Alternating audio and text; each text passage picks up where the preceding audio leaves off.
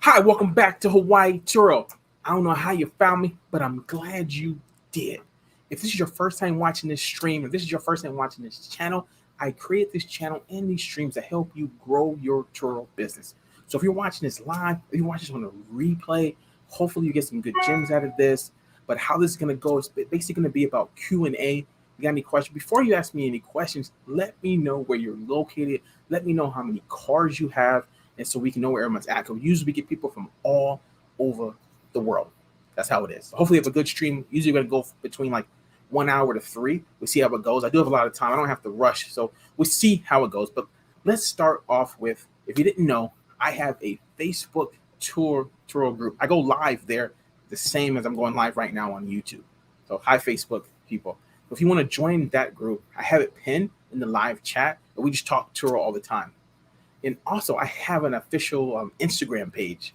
And basically, I just do go over like my day in the life stuff, like stuff that happened yesterday. I talked over there a little bit about it in the reels. And if you want to do that, Hawaii underscore Turo 1. But yeah, let's go a little bit into me. So I started doing Turo back in 2017. I know it's been a minute.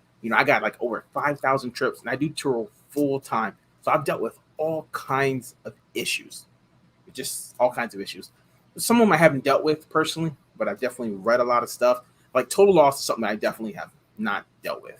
That's just, I haven't dealt with that yet. Hopefully not, but hopefully no one has to deal with that, but it's something that happens in this business. It is what it is.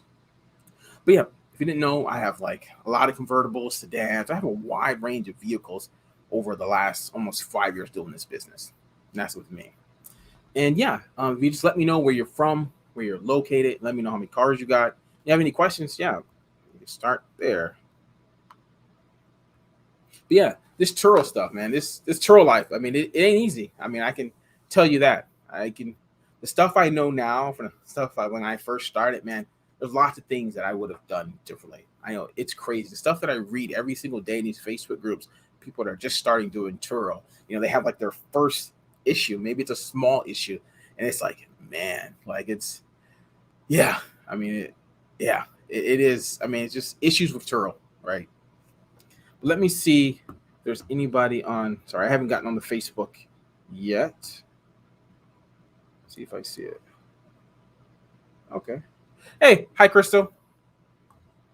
There we go. I'll put you right there. Hi, Crystal and Mwani. Hey, how's it going?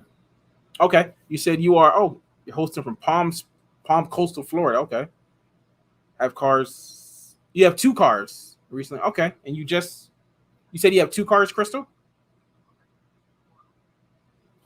And when did you, let's see, when did you start, Crystal? Yeah. And how was it over there? Like did you already, you said listed. Okay. So recently listed. How is it over there? You're getting any bookings right now?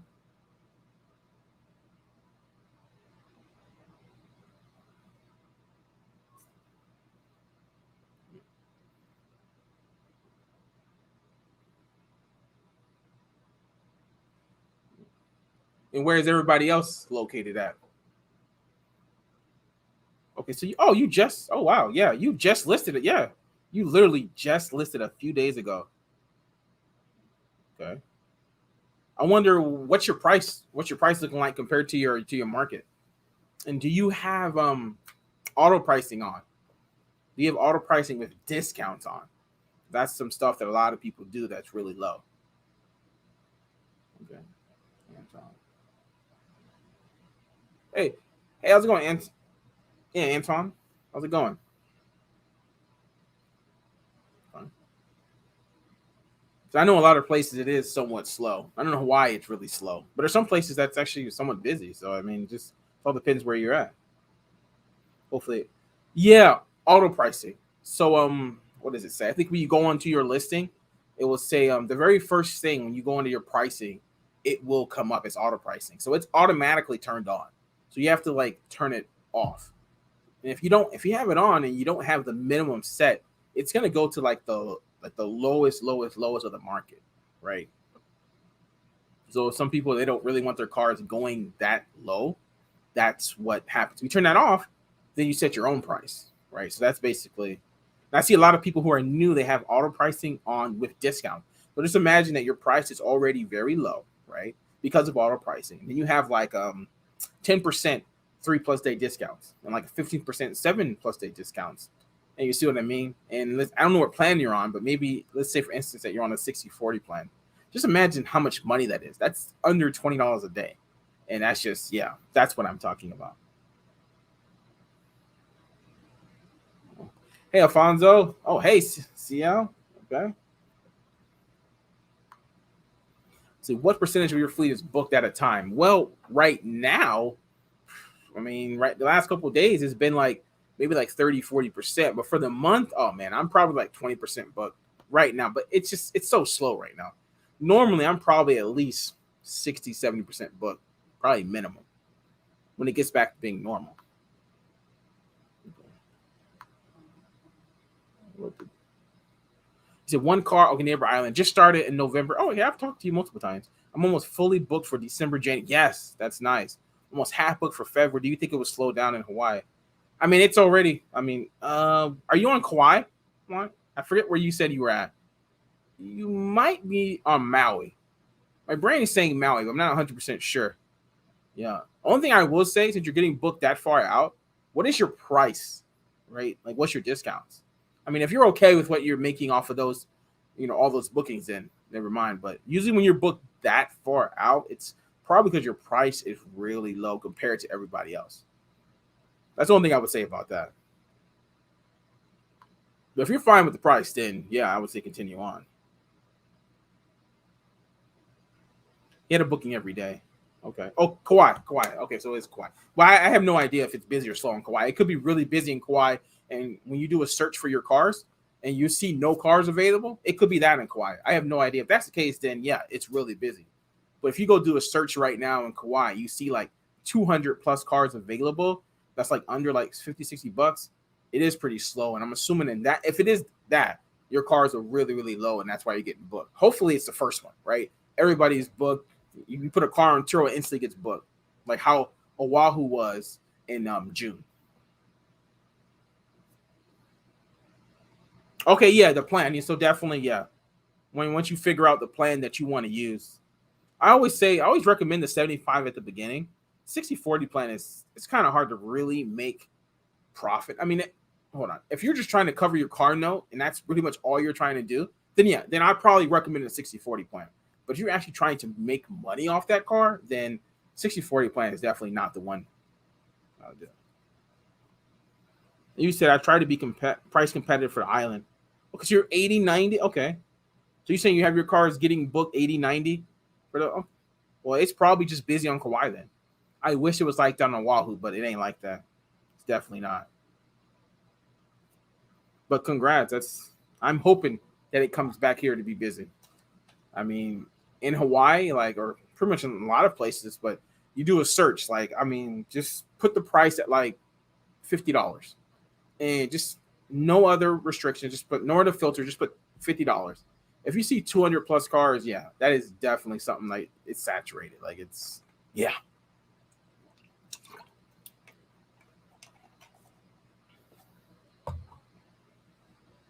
Oh shit! You're welcome, Crystal. I didn't even. Hey, how's it going? Dila Shem. Hey, how's it going? So everybody watching from Facebook, if you ever got that message from StreamYard, and if you would have accepted, they would show your name on here. That's the reason why it's saying Facebook user to everybody.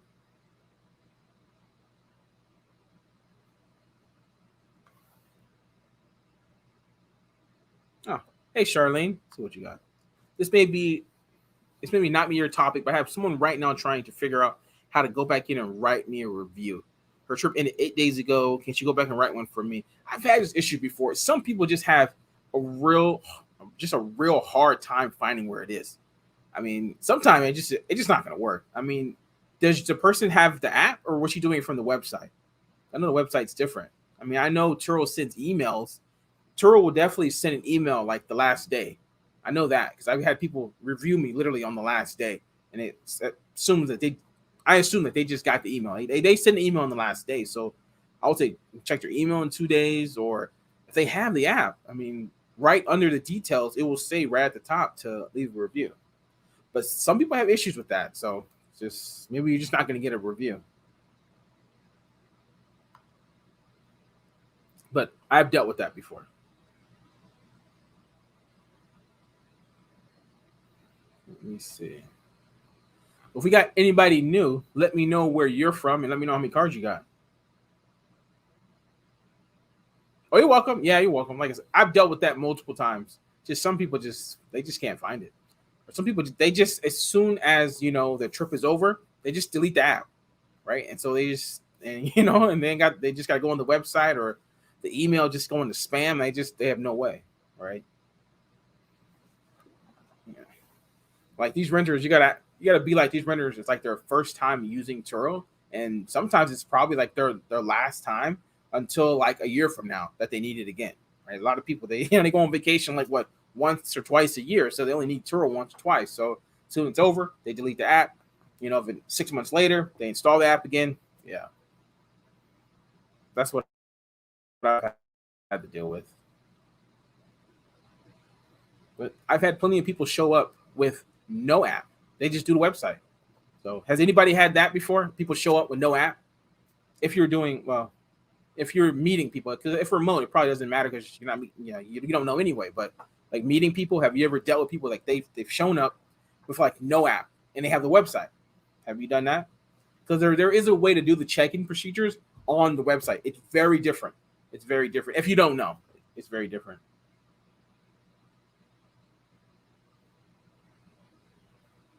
Let me see. Does anybody?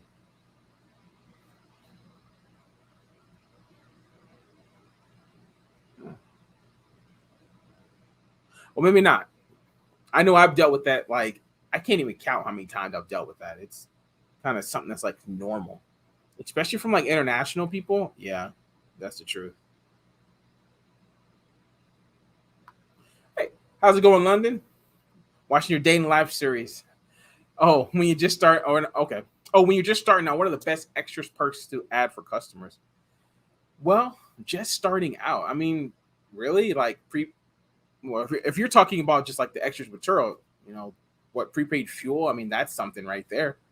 I mean, I kind of want to say unlimited miles, but there's kind of a way to do unlimited miles. Don't just do it and just do it. Don't have it for like $15, $20 really cheap. Then people will take advantage of it. You got to be making some money off of that. I mean, that I would say definitely post cleaning fee, but there's no more post cleaning fee, so you can't say that no more.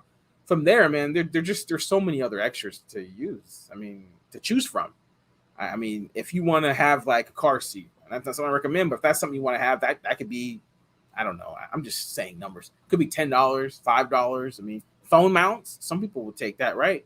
I've never done the phone mount part, but you got phone mounts. I mean, what booster seats? What else is there? I mean, there's if you're where you're. Actually, are you in? I can't remember where you're at. I think you are in London. Well, if you're close to a beach, right? All the beach stuff, coolers, all that stuff. Like I've seen all those things on stuff. I've never like advertised that stuff, but I know that you can. I'm pretty sure some people will add that, so that's just more money for you. That's what I recommend for everybody. When I look at listings and they don't have extras, I tell them you should like have extras. It's more money for you. Not everybody is going to add it, of course, but if you have it and then you bring it up, then some people they're gonna add it. It's just more money for you. And every little helps, especially in this business, because there are a lot. I'm pretty sure everybody knows that there are lots and lots of things that it's going to cost you money, from maintenance, stuff the renter did that you had to come out of pocket for. I mean, there are always things that are going to cost you money. So, yeah. Oh, Ohio. Okay, yeah, definitely no beach. Yeah, see, I didn't. Okay, you were okay. You were the one who got the Mustang that you do not have a convertible. I think we're talking about. Yes, the weather is super cold over there. I was like, who's driving a Mustang? I remember that conversation. Okay. Yeah, has it gotten rented yet?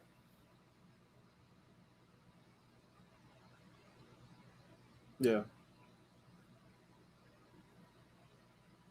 yeah. I'm curious. I'm curious with the Mustang.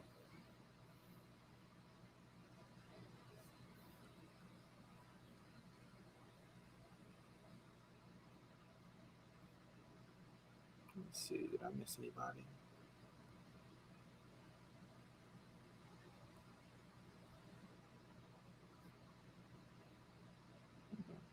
So if we got anybody new, just let me know how many cars you have and where you are located. Okay, so you said next week. Okay. Well, keep me updated. I'm curious. Yeah. Do you find out what your price is going to be?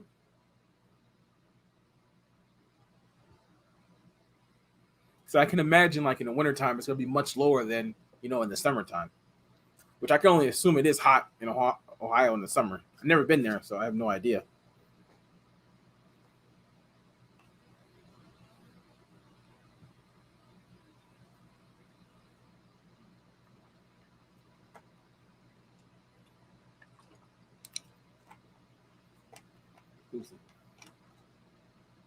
Alfonso, do you typically, what do you mean? Do you typically forecast? What do you mean? I don't. Forecast what?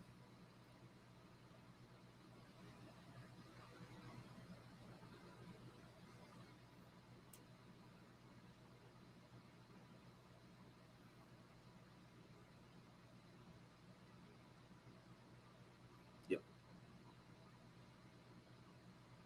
I don't know what you mean.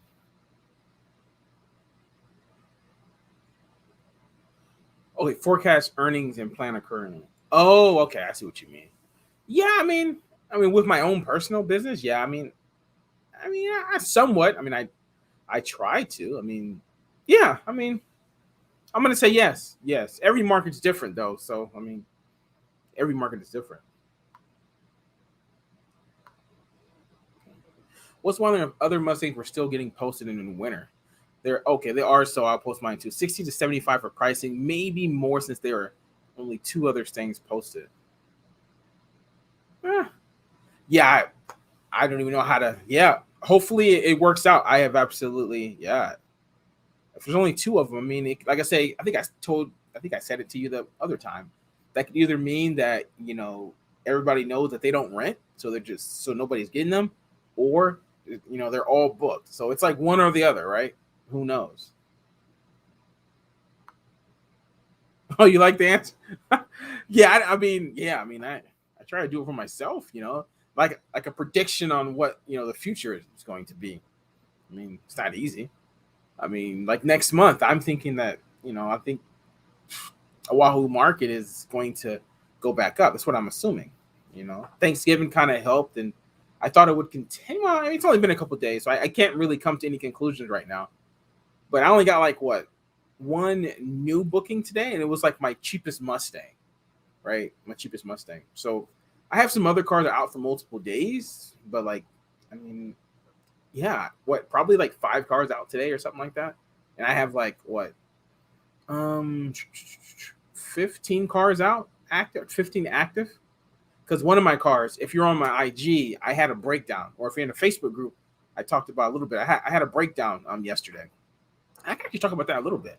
Like I had a breakdown about, let's see, it was about an hour away on Oahu. So this hour away, it's like the speed limit is mostly 35 miles an hour. So it takes an hour and a plus to get out there.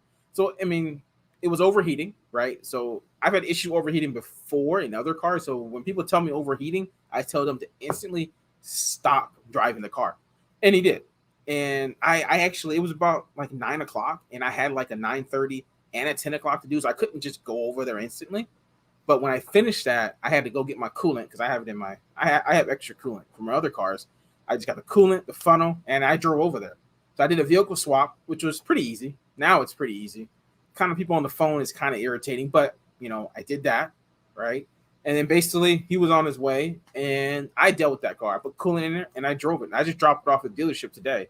So I made it pretty easy. I didn't really think about, like, there were really no issues other than me just doing it. I didn't really lose no sleep or anything over doing that. But cars break down. It's just a normal thing that's just gonna happen. That car has 115,000 miles on it, so it's a Mustang. It's 2016 Mustang, my yellow one. So, but that's how I handled that breakdown, right? I definitely would not involve Turo in that situation. Like, involving Turo would be horrible. Other than the vehicle swap, like really involving them, nah, I don't. That's not something I like to do. But have y'all had any breakdowns recently, and how did y'all handle it?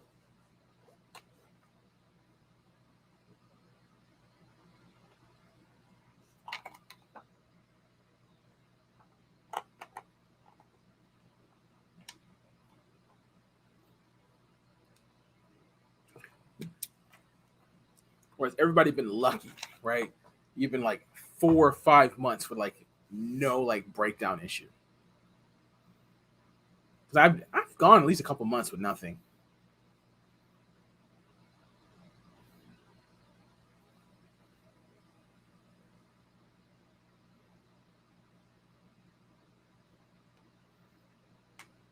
So we got.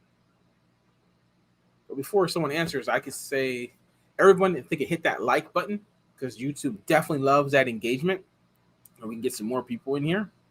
And if you just came on, just let me know where you're from and let me know how many cars you have. We all would like to know.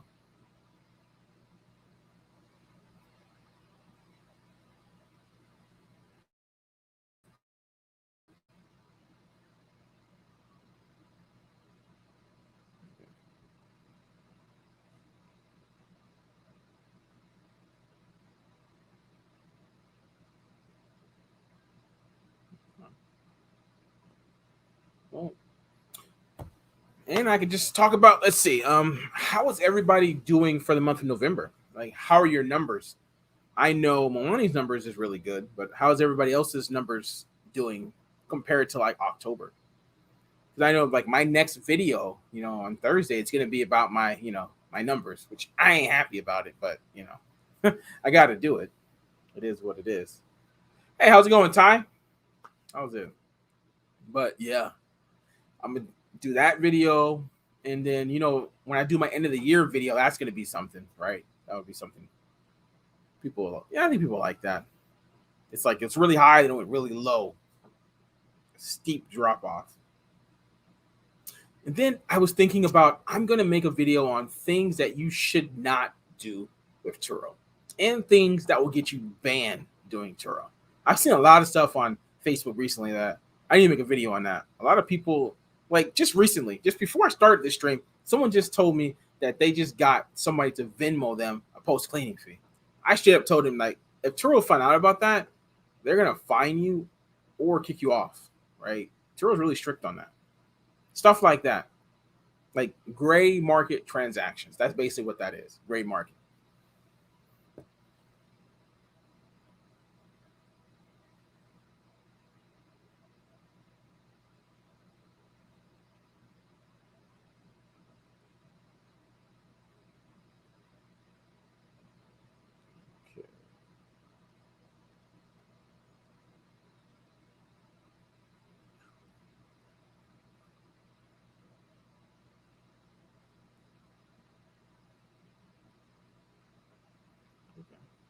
Do we got anybody who haven't, well, besides London, who haven't started doing Turo yet, and they're just getting more information?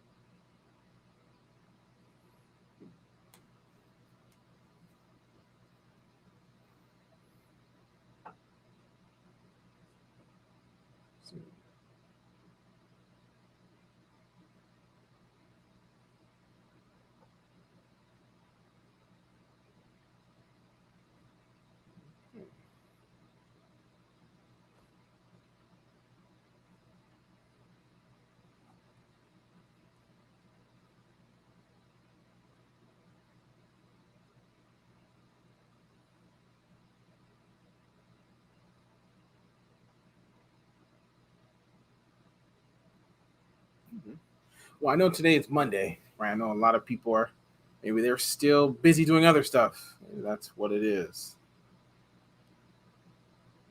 Hmm.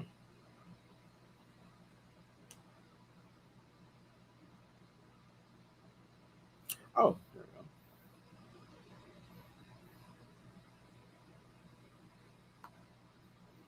How quickly did you begin scaling up after beginning? Eh, I'm gonna say I scaled up I want to say like probably one car a month for like the first 3 or 4 months, and then the next year, 2018, that's when I scaled like literally like one car a month. Yeah, I think it was like one car a month for like the next 12 months. Yeah, that was pretty crazy. So yeah, and then I kind of stopped in 2019 for a while, and then yeah, I went back up, and then of course 2020 or 2021, I started adding cars like crazy again. So yeah, it just depends. I mean, some people go fast. I see some people that they get cars. I mean, they start off with like 10 cars doing this business. I know they just start off. They do that. What is it? All those cars in like 30 days or something, or they just have a lot of money and then they just buy all these cars cash and they just start like that. Some people do.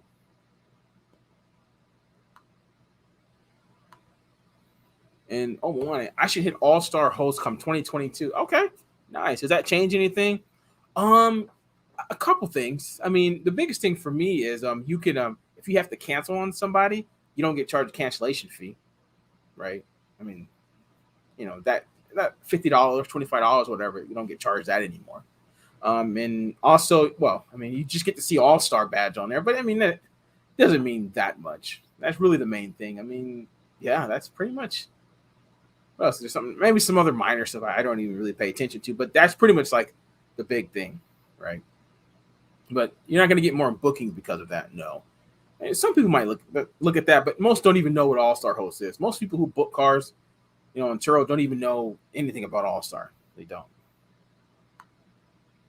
Oh, hey Kate, how's it going? Yeah, venomo. Well, isn't that common sense? Some people, I can't even say that. I mean, some people they do. I mean, it just, yeah.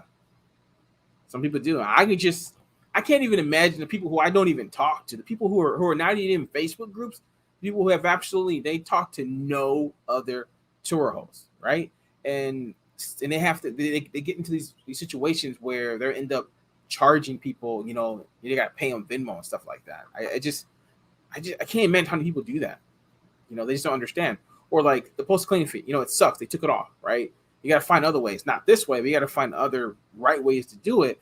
And they want to get the money, so they just basically charge everybody a post cleaning fee as a Venmo, which I definitely don't condone doing that. It's because all it takes is one person to complain. Like literally, one person complains to Turo that you took money from them outside. Oh man, that's not good.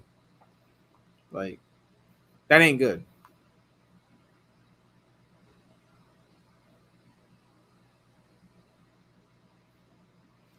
But yeah, London, are you thinking about scaling like real quick after you put that Mustang on there?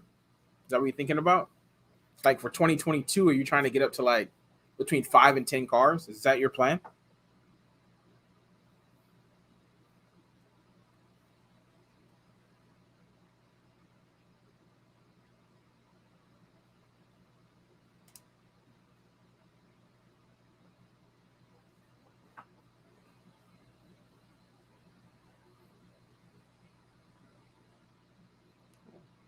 And if we got anybody new, just let me know or let everybody know how many cars you have and where you located.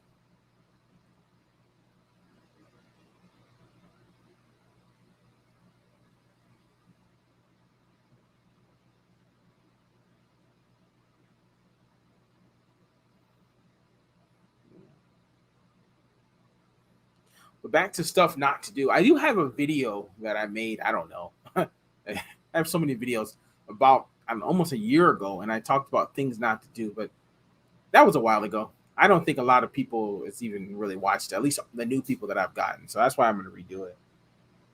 Hey, how's it going, Chandrelli? Right, Furman? Yeah, Chandrelli. Hey, how's it going? Haven't seen you. Oh, you're in Louisville. Okay, one car for now. When did you start? And how was that market over there? Okay. Definitely part of the plan. I'm researching whether the next vehicle will be economical one I can't even read, or a Wrangler. Okay, ultimately it depends on how well the Mustang does, though. Okay, well, mm, I would say you can't really go off the Mustang on what economy cars are gonna do. To be honest, I mean, economy cars are usually like the car that I want to say that can work in almost any market. I mean, the money per day is going to be it's a wide range, right? But yeah, I mean, like, who's going to?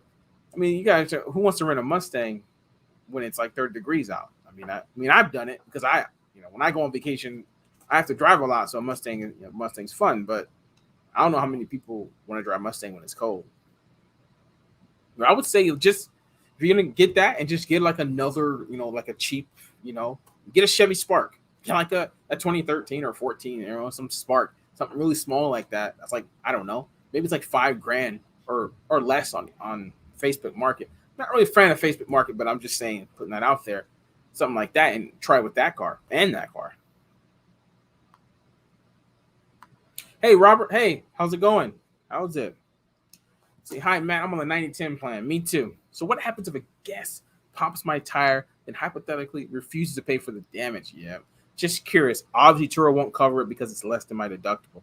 Well, in that situation, if they straight up said they're not going to cover it, I would just file with Turo, involve Turo, so Turo will go after him, and hopefully, because of that, he pays you. But if he doesn't, just let it run its course. Turo will charge him, and whatever. That's just something that you got to chop it up and as a loss and put it as, put in your expenses when you do your taxes. That's all you can do on that plan. That's pretty much it. That's the risk we take being on the 90-10. Trust me, I've had that multiple times. Seriously, multiple times. Hopefully, in that situation, it's just a patch, right? Hopefully, it's just that. But to replace the whole tire, I've had that. It sucks. It is what it is. That's another reason why I wouldn't put a car on Turo that has tires that cost like $500, $600 a tire. I just wouldn't do it. Like, it's not worth it. Like, it's not worth it. Just imagine you got a car like that, and that car is renting for under $100, and they do that. I mean, it's just costing you money. It's not worth it to me. What'd you say? First trip last Friday, 3 days. Okay. Oh, nice. Okay. Did you meet them, or are you doing remote?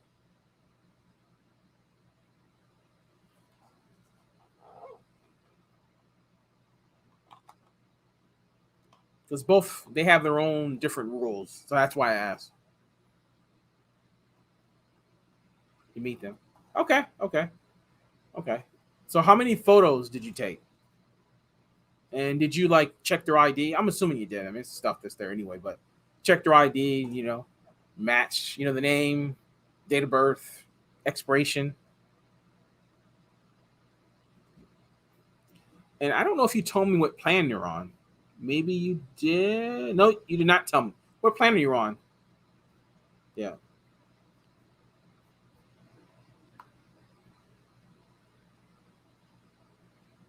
Yeah. Let me know what plan you're on. Okay. Okay, so you're on 75. Okay. And around how many photos did you take?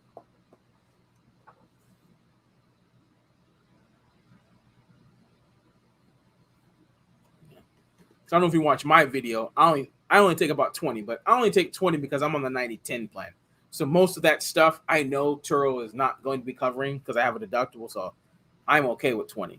But for you, definitely way more than 20. That's way more. Let's say. Okay, you said the 90-10, 60-40. Oh, are these plans tied to insurance numbers? I need to know. Oh, that's just the percentage that Turo takes, right? So they can take as low as 10%. They can take as much as 40. And 60-40 has no deductible. All the other ones do. So that's basically what it means. So like with your regular insurance, you have a $500 deductible usually. That's the lowest one. That one has like a 2,500, a 1,250, I believe, 750, and the 500. The 500 is actually the 75-25. That's all the difference. So when you understand what that means, that's how you find out which one is good for you. I say all new people, the 75-25 is good to start with. The 60-40 one is going to be really hard to make money if your goal is to make money, right? Seriously. So yeah, I mean, a new car, okay, if you have a new car, you have a car payment, you're not going to make that much money on 60-40 plan. It just ain't going to happen. Like, unless you have like a Tesla or something that you can command higher money, but like you get a brand new car, you have like a 400 a month, payment, you have insurance, and you're renting a car out for $50, on 60-40.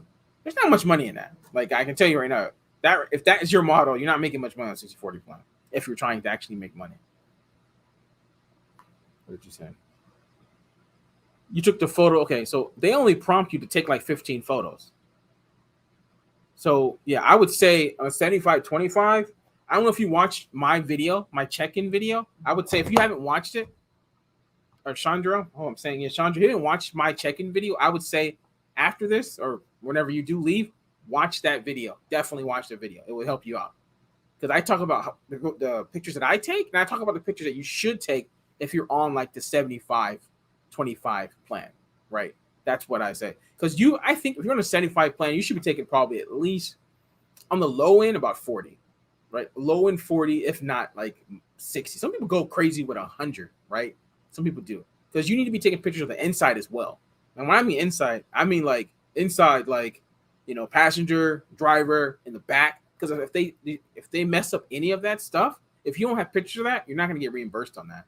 And also, if you're trying to get like some kind of like whatever their cleaning fee is, which is like $150 if it's really dirty, you got to have pictures of all that, right?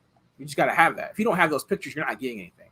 So you got to take pictures of like all that and like some close-ups and yeah, stuff like that. Oh, thanks, London. Oh, thank you.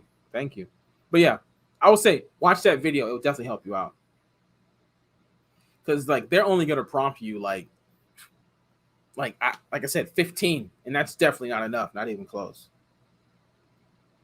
Oh, and Robert, Matt, are your convertibles getting booked for early December? Not seeing much demand for early December from my side. At what point do you plan on lowering your prices? Yeah, man, I've come to the conclusion I'm not lowering my Mustangs. I'll lower my regular cars, but I'm not gonna lower Mustangs because I have InstaBook on, and like I don't know if anybody didn't know.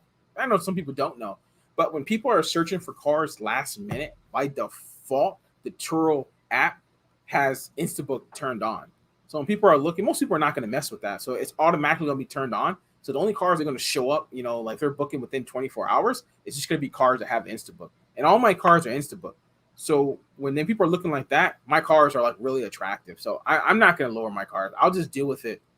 I'll drop my regular sedans, definitely my older sedans, drop them down to, I don't want to say it, but I got to say it, $30-$35 if I have to again. I don't want to do that, but if it doesn't pick up like the first 2 weeks, well, I'm going to say really in the next week or so. If I don't have bookings for like the very beginning of December, because I said December 1st, I'm dropping my rates. I already said that at the beginning of November. If I didn't start getting bookings for December, and as you know, what is today? The 27th. I haven't really gotten many bookings for December, right? I went into today with about my next booking was December 10th. That was my next booking. Yes, I got a couple bookings for a couple bookings today, but I have like no future bookings until December 10th. So that's just not going to work. So I'm definitely going to drop like my Sonic, my Sparks, my Acura. I'm going to have to drop these cars. Mustangs I'm not going to drop. No, because my Mustangs are like pretty much the cheapest anyway. Definitely for last minute. So yeah, that's my on that. But like I said, yeah, every market's different, right? Every market's different. Some markets could be flooded with Mustangs and maybe sedans, not so much. But like I say, I'll say it again to everybody. If you want to know if this is just a quick way, there are some other ways to take with the data, but like a quick way is just look in your market and just put the cars at put the price like $50, something like that, and just look at it. If it says more than 200, I mean, there's a lot of cars. I mean, it could also mean like it's going to show a wide area. So I would say pick an airport, because if you just pick like you put like a zip code in there, and like let's say you live in like LA or something, and there's like so many different cars, so many different places that where people can pick up cars from. It's probably not going to mean as much if he was at an airport where it's just the airport, not the outside. So yeah, just to make it make sense for you.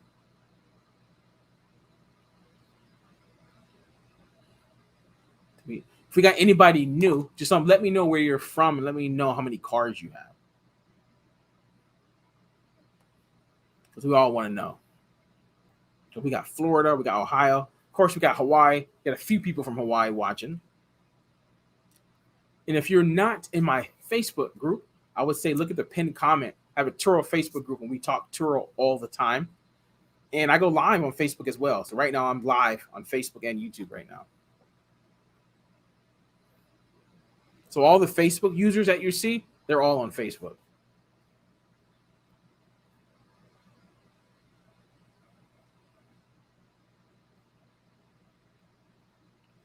Let's see.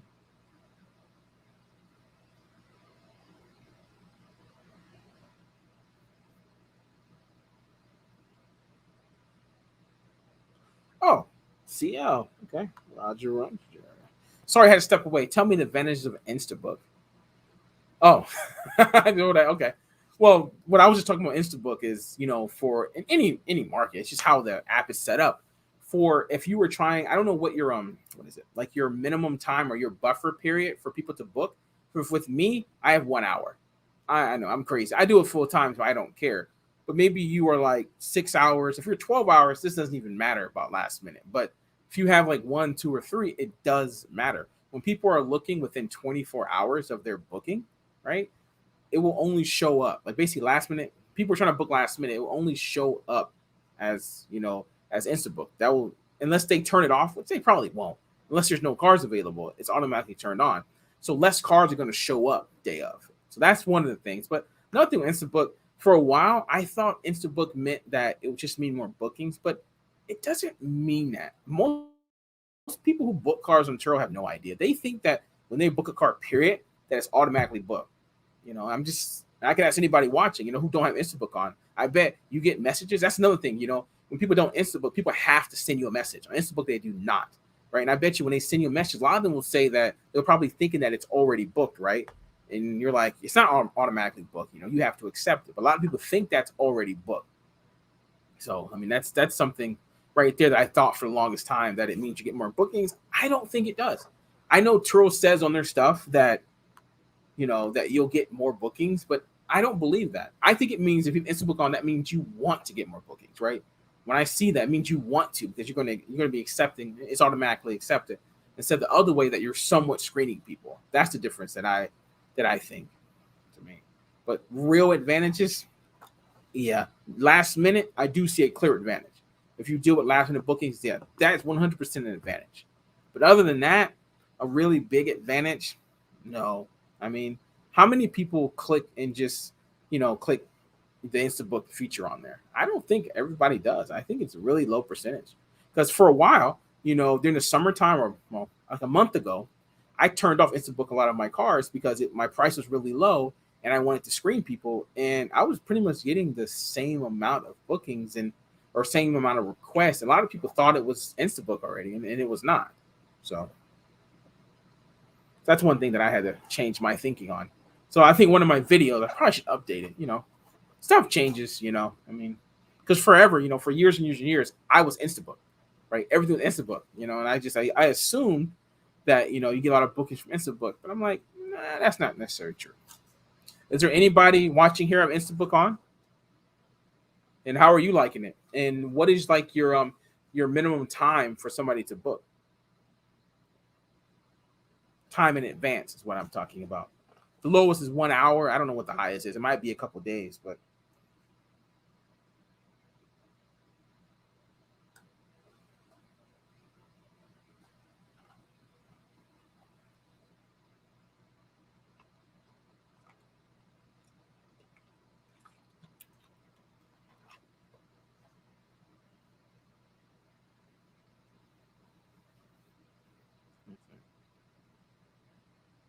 I mean, are there people that like Instabook over, screening people or somewhat screening people? I did have an issue in the Facebook group today talking to somebody who didn't really understand about, if you're going to screen people and if you're going to like decline people, that definitely hurts your metrics, right? Like there was an issue with this woman that I don't know, probably someone here has an issue that they don't want people booking their cars if they don't take Turo's insurance or or really take Turo's insurance. I was like, you can try and do that, but you can't force them to do it. And if you deny it or cancel, which is deny, right, it still counts against your metrics. Person didn't understand. To this day, she doesn't really understand. So I just stopped talking with her with that. But yeah, I mean, does anybody here try to screen, screen their potential renters? See, Robert, I had 1 hour notice on, but not InstaBook. Okay, my car still show up when replicated for a search for last minute, even without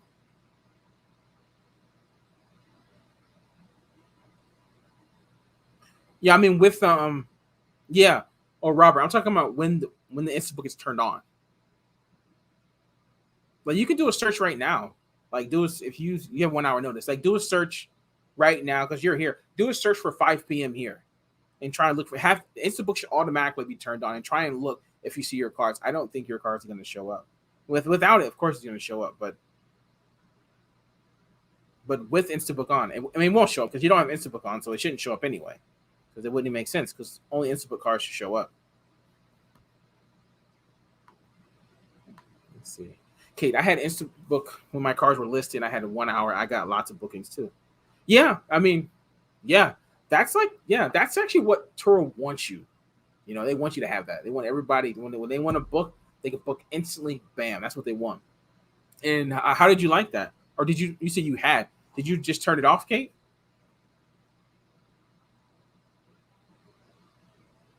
So I know it takes a certain kind of person, you know, wants to do this business to have InstaBook on and 1 hour. Man, it's yeah. I would say just well, you maybe you already know. I would say be careful if you're like in an area where airports, you know, they're 24 hours and they have, you know, planes coming in 24 hours a day. That can get some people into trouble because when you can't meet people or when the host is a no show, that is horrible for Turo. You will get penalized heavily for that. Simple as that. I got penalized once for that, which is a different situation. But you know, I was on a plane, I didn't have internet, and I was stupid. I should have turned off my cars, and I did not. And yeah, I wasn't expecting a booking, and I got one. And obviously, I don't know because I'm on a plane. There's no internet on the plane, and yeah, I learned my lesson about that. But okay. So no, my car is in the shop still for brakes and rotors from the last runner doing whatever he did with it. From were they brand new brakes? And what kind of car? I don't know if we talked about this at all, but I do know people, man, they rent these cars and they do whatever, right? The maintenance on these things, you know, that's why I say try to get as much money as you can when you can. And I do wonder, see, they get brakes and rotors stuff, and that's more likely going to be maintenance. Turo doesn't usually cover that, but hopefully, I don't know your situation. I have no idea, but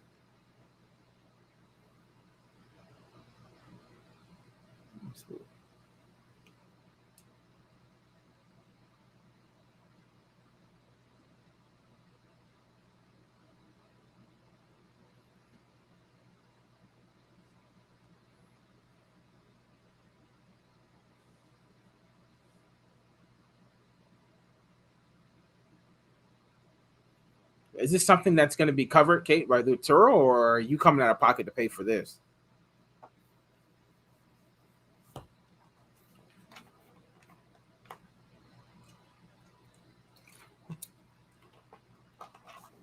BMW. Okay, let me put this right here. Excuse me. BMW. He almost put 2,000. Damn. Wow. I didn't even. Wow. Wow. Excuse me, man.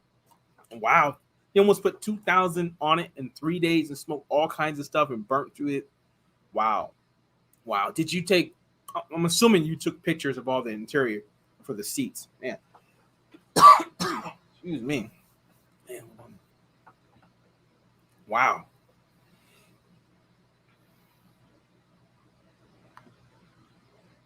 Yeah, the brake pad. Yeah, it's hard to get that stuff. Don't tell me that they were new or anything. I don't know how much that stuff costs for a BMW. I've never had one, so hopefully it's not too much.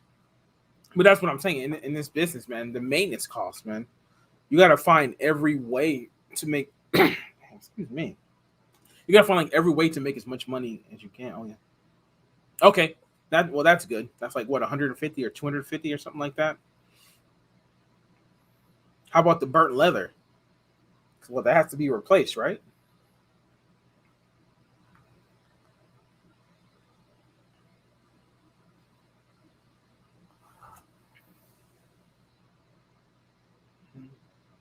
Yeah, that sounds. Yeah, I mean that's man. I've had to pay for brakes plenty of times.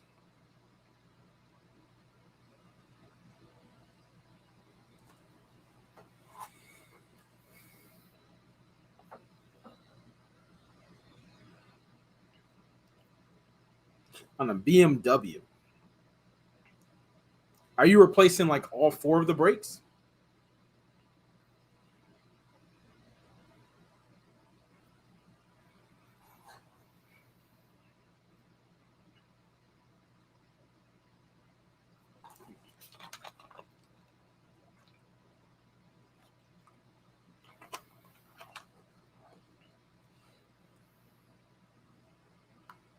Let's see. Robert, when I replicate a customer's customer service, man, what's going on? For a last minute booking, my cars still show up. I don't see Turo automatic applying on InstaBook filter like you're saying. What time did you put it?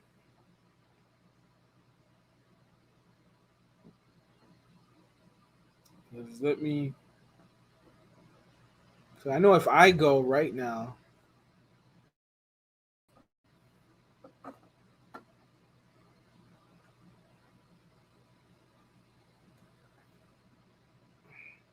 mine shows up.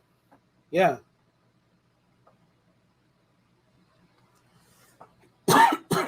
Yeah, mine shows up. I don't. Hey, Jose. Hey, how's it going? I mean, can someone else do that search for like an hour and a half out?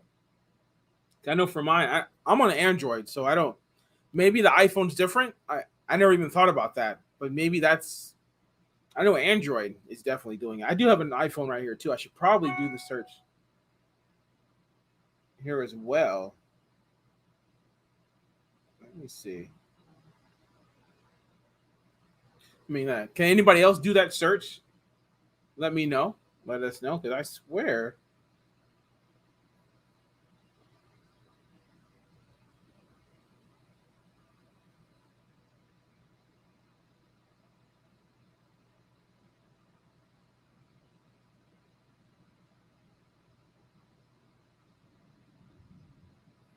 Let me see.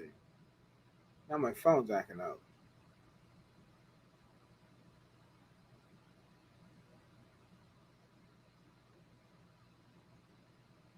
Okay, iPhone's acting up. I'm not gonna mess with that, but yeah, I'll say it again, Robert. Maybe I don't know what I didn't even go all the way down there, but yeah, I know on my Android it definitely does that. Like I can see it like basically has like no filters and automatically just comes up when I do like 1 hour. If I do a day out plus, it won't even do that. Okay, you said it costs $1,000 to fix the front brakes with BMW. Yeah, that's a lot.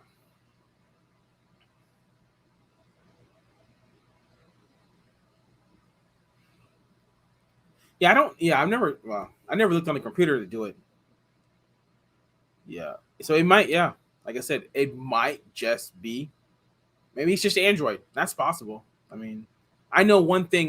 There is something else. Between the Android and the iPhone.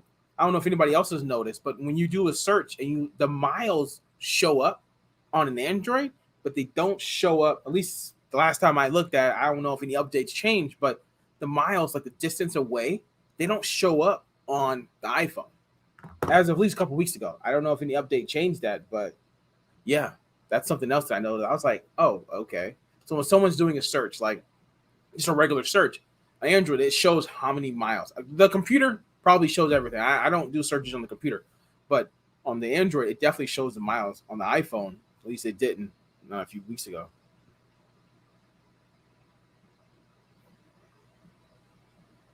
Okay, so you said yeah, yeah. That sounds like a lot. Yeah, I wonder, are you getting like I don't know how long have you had it. I don't know how long you said. How long did you? I don't know how long you had the car, but hopefully you've made some good money off of it. I mean, you would have gotten the mileage overage too, right? And is this BMW like considered? Let me see. Is it deluxe or something like that? It's like a newer one.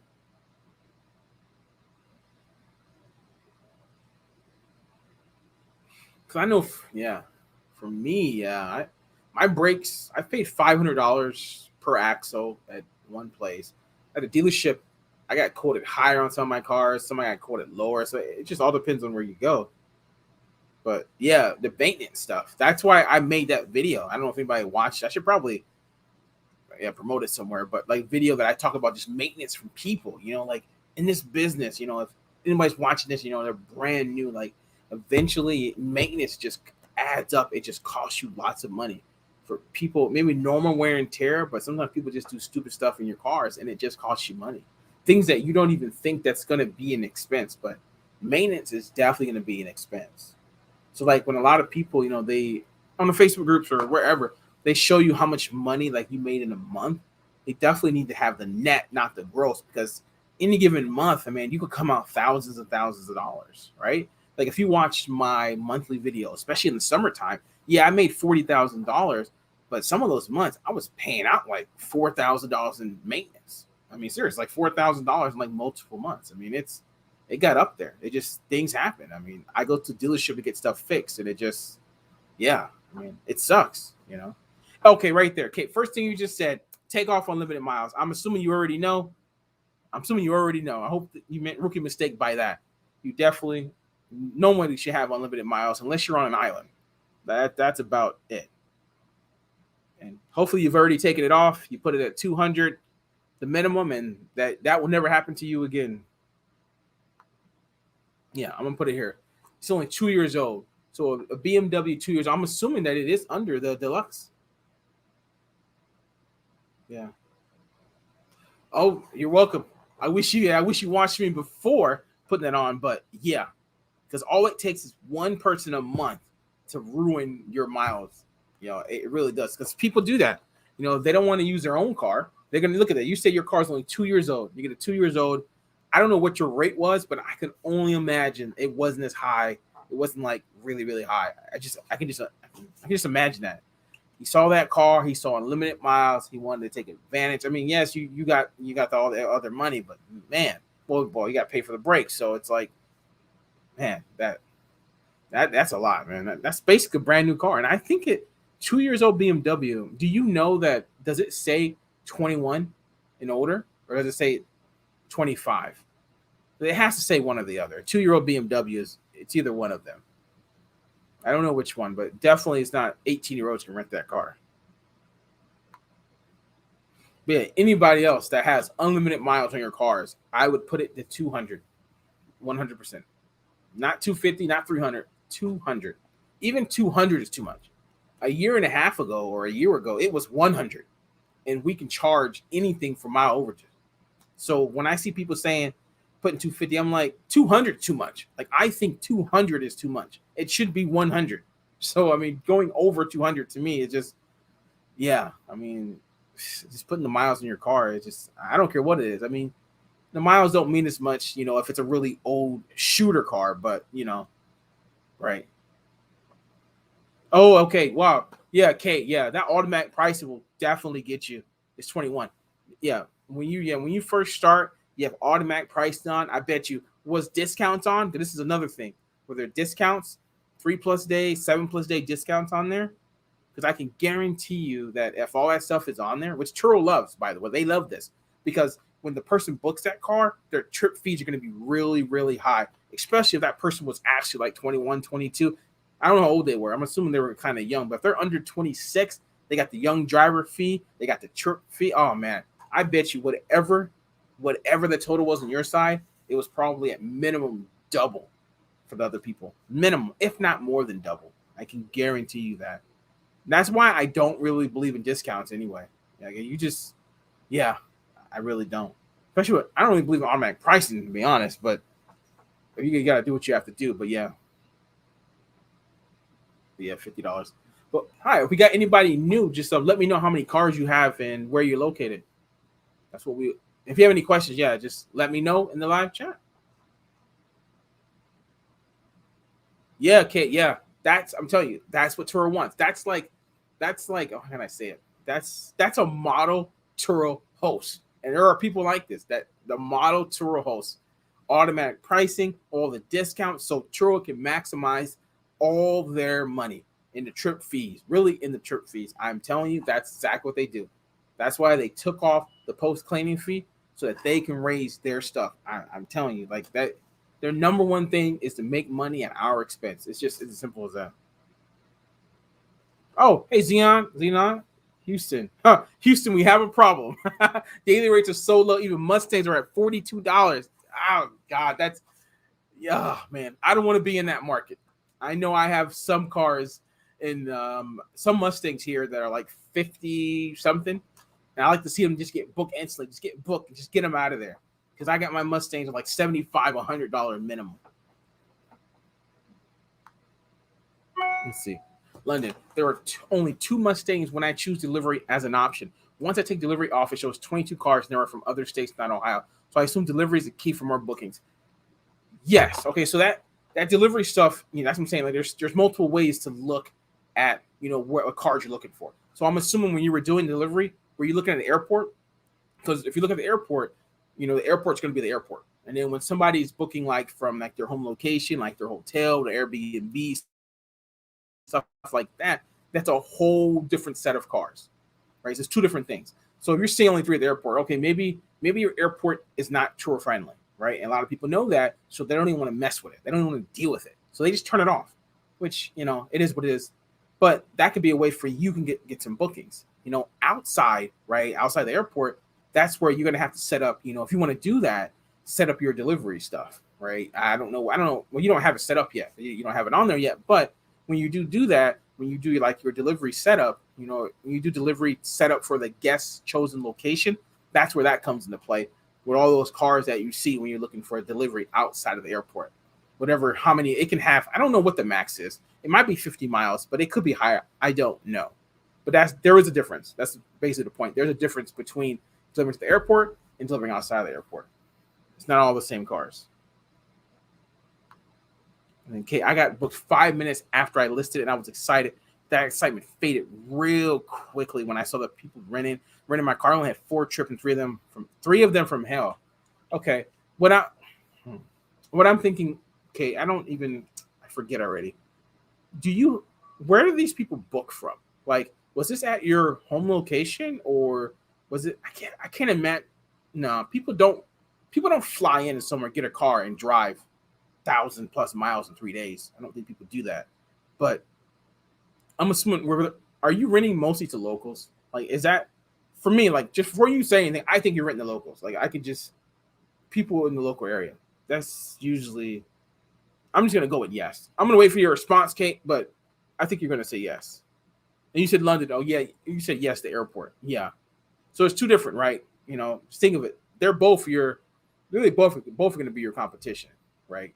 They both are. I mean, if you just want to get airport, okay, yeah, you'll get the airport.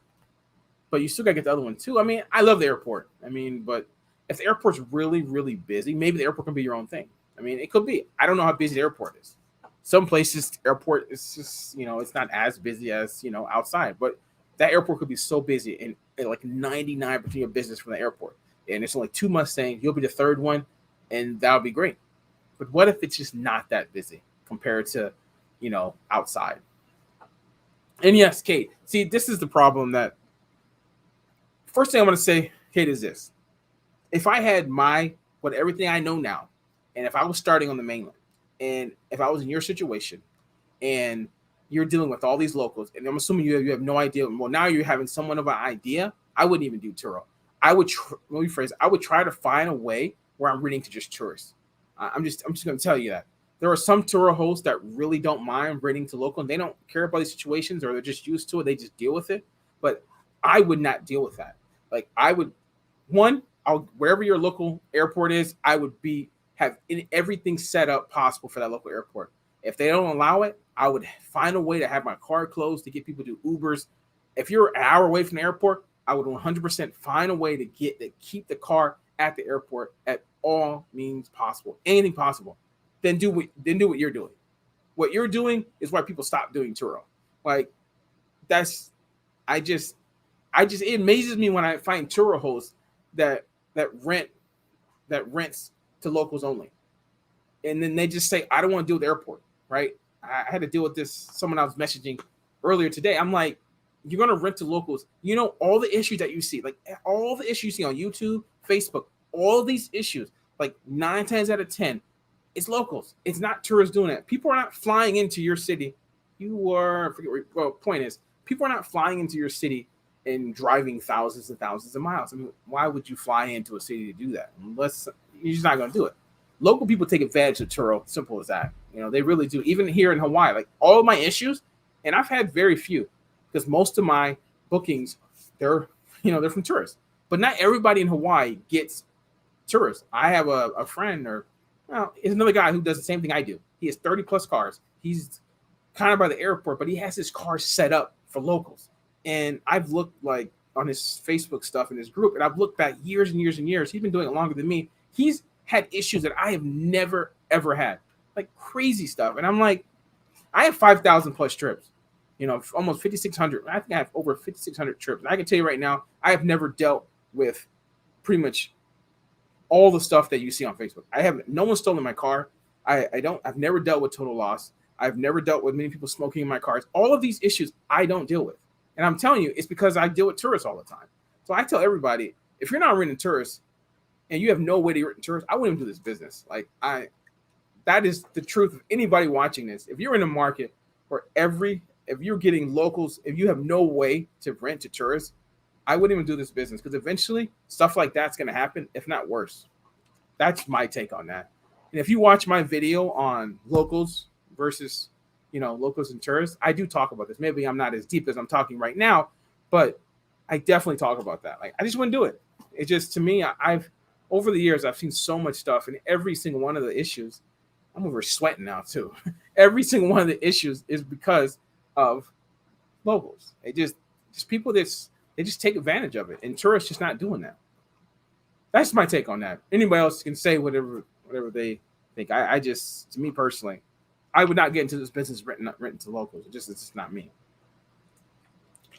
So many issues, too much stuff. There's too many people, with fake IDs, or they try to take advantage of your remote setup. I mean, they go back to the car trying to steal it if you got to set up at your car somewhere. I've dealt with locals in my Airbnb business when I did it since 2015, and I had to get to the point, literally, I had to stop renting to locals, because locals had the cops being called, people were doing drugs in there, people getting arrested. I mean, I've dealt with all kinds of things in my Airbnb business, all the local stuff. They got me kicked out of a building before. I mean, I've just dealt with it. And it's kind of the same thing with Turo. It just, people, yeah. That's my take on that. But yeah, if we got any new people, just let me know where you're from and let me know how many cars you have.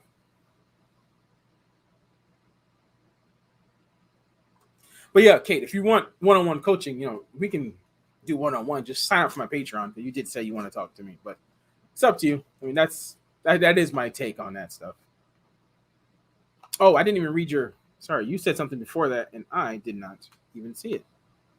I have one airport location booked for next week, and it's looking like I'm going to cancel. Okay. Okay, you said, because your car's in the shop, so that's why you have to cancel. Well, hopefully the car gets back, excuse me, in great condition. You don't have any more issues. But that airport is going to be your best friend. I can tell you that.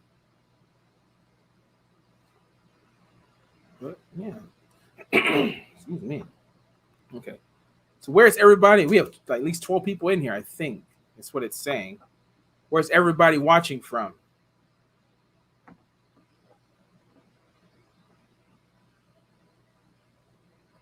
Oh, I didn't even see it. Hey, Richie. Hey, how's it going on Facebook? Hey, Ja. And who's the other? Nama. I think that's how you say it. Nama. How's it going? How's everybody doing on this Monday? Monday is probably Monday night to a lot of people. From Dallas, yes. So Dallas, okay. How's it going? Well, hopefully everybody's liking the Facebook group. If people are not in the Facebook group, I would say I pinned my Facebook group in the live chat. And yeah, I would say come join the Turo Facebook or Turo YouTube Facebook fam. That's what we just talk about Turo all the time. And when I go live, I'm live on Facebook right now as well. So that's why when you see all the Facebook users, they're in my Facebook group. So, and it's a growing group. It's probably going to be about 500 members in the next 6 months, and probably get to 1,000. And Yeah, grow and grow.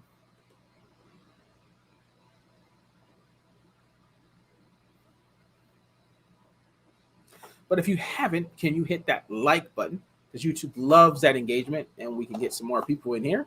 It gets pushed to more and more people.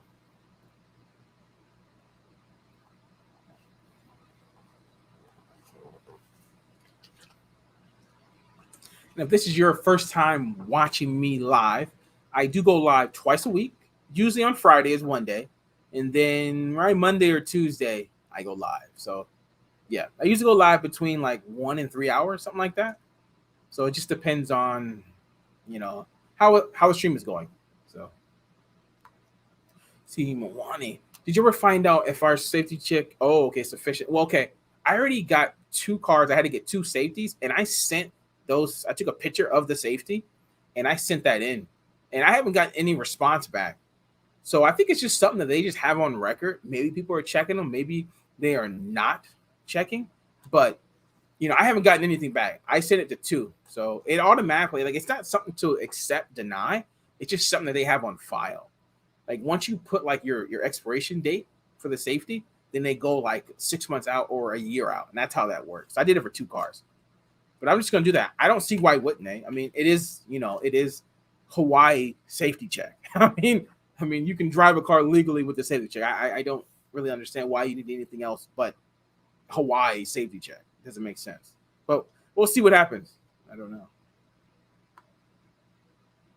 Yeah, London. You don't have a Facebook? I thought everybody has a Facebook. Wow, that's okay. Well, if you don't want to join the Facebook, I have an Instagram, but I literally just started that. I do more of like my day to life on the Instagram. So yeah, it's Hawaii_Turo1. That's my Instagram. Which I probably should just put it right here.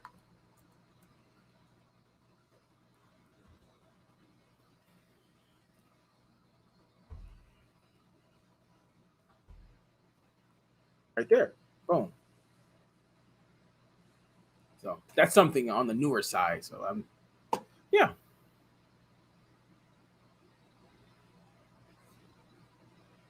Yeah, because Moana, I think what February, I think a lot of the cars come up.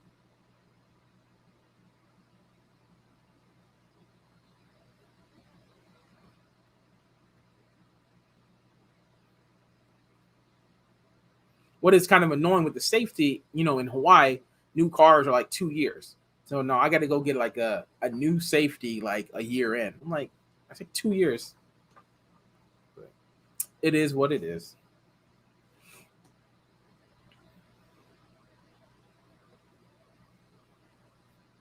Okay. So do we have anybody, any new people that just started doing Turo that's watching me and they haven't said a word, or they haven't even started yet, but they're about to start, about to buy a car. Besides, um, what's his name? I just like literally just spaced out.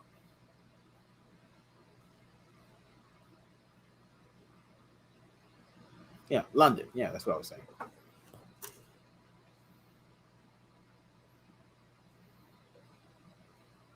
Okay. And, and Jose, are you still here? I know you did say something. I think I said something. I didn't get a response. Yeah. Hey, how's it going, Jose?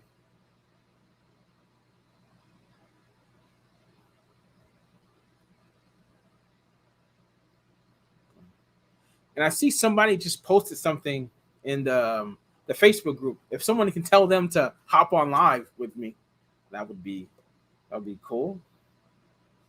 Okay, you still here? Okay, okay, Roger, Roger. How's it going? How's it going with you?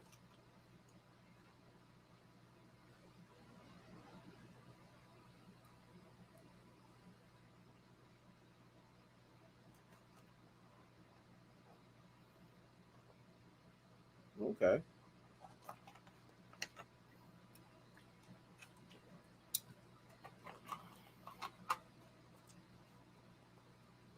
How did your past week go? Should say anybody, but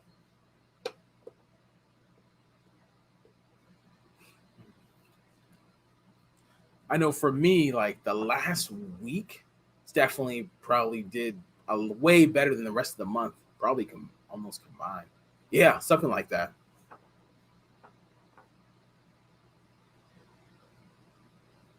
But, hey, how's it going, Steve? How's it?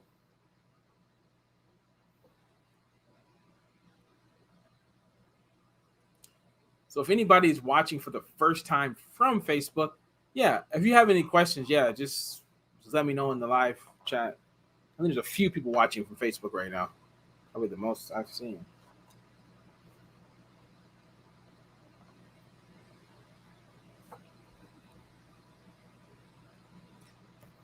I know one thing I can talk about are people waiting to get to hear back about that the $2,000 a car thing, because that's what are we about like a month away from that?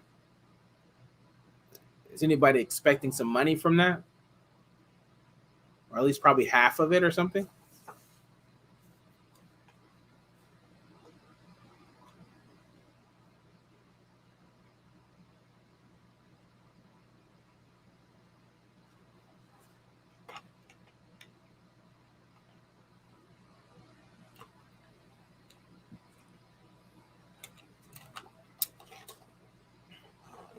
Um, Kate, in the summertime, I don't know. Well, I don't think you just started, so I don't think you did. In the summertime, they had a thing going on. Like if you added like a maximum of 5 cars, you can get like $10,000. That easy? No, it wasn't that easy. It's so much harder than that. Like you had to okay, like your very first car you put on there, like in 6 months, you had to do like $40,000 on one car. I know, insane. And then it just like went down and down and down. So I can't remember what the last one was, but the first couple cars you're pretty much not going to get. So it's like probably like 3 cars that you might get about like $2,000 a car. But yeah, it's nice. But then they made it even harder. This is after the fact they already said this. Then they said something about 2017 or newer. This they did not say this at the beginning. Then they said 2017 or newer, and you're like, oh, wow. But there are some other things I can't remember. I don't remember all the different things. I'm pretty sure somebody in here is definitely trying to get that. So I have no idea. But I just know that I think in January, I believe. But I know that you had to be like, what was it? An all-star host, right? Your cars had to be available the whole time. If you make them unlisted or something, you lose it. I mean, there's so many things. I mean, it was, yeah. I did make a video on it though. That I did when they first came out with that.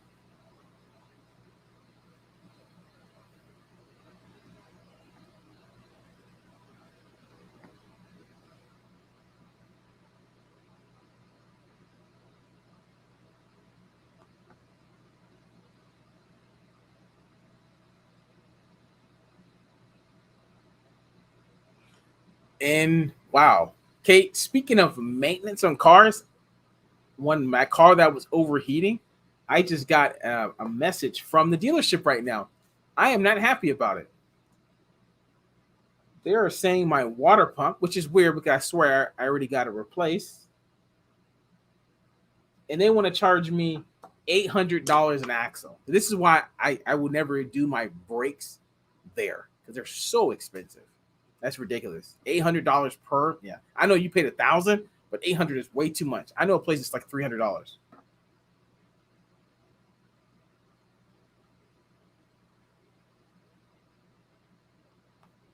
Yeah, I know. So the water pump upper and lower holes will also be needed. Oh, and it's a special order too. Yeah, yeah, I know. Like the whole thing is saying like almost $4,000. Definitely, I'm only going to be doing well. The brakes, maybe they're still maybe they're getting low, but they're not like needed repaired now. This is recommendations anyway. But yeah, I mean that's yeah.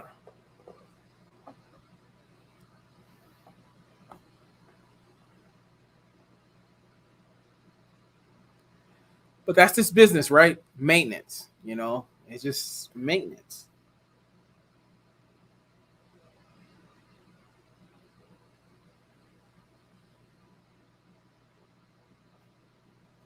So yeah. But they think that I'm gonna pay them $1,700 to do that. I'm not. I'm not doing that. Not a chance. But yeah, the best thing in this business to have one, have like an auto body shop, and also have like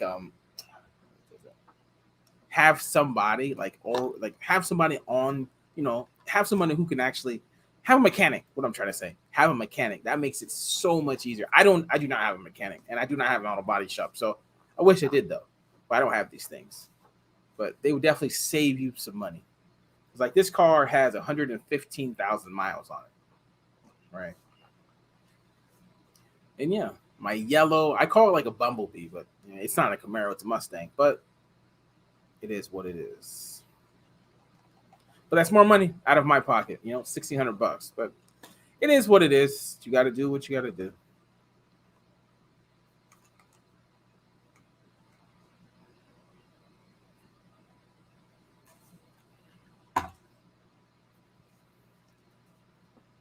But yeah.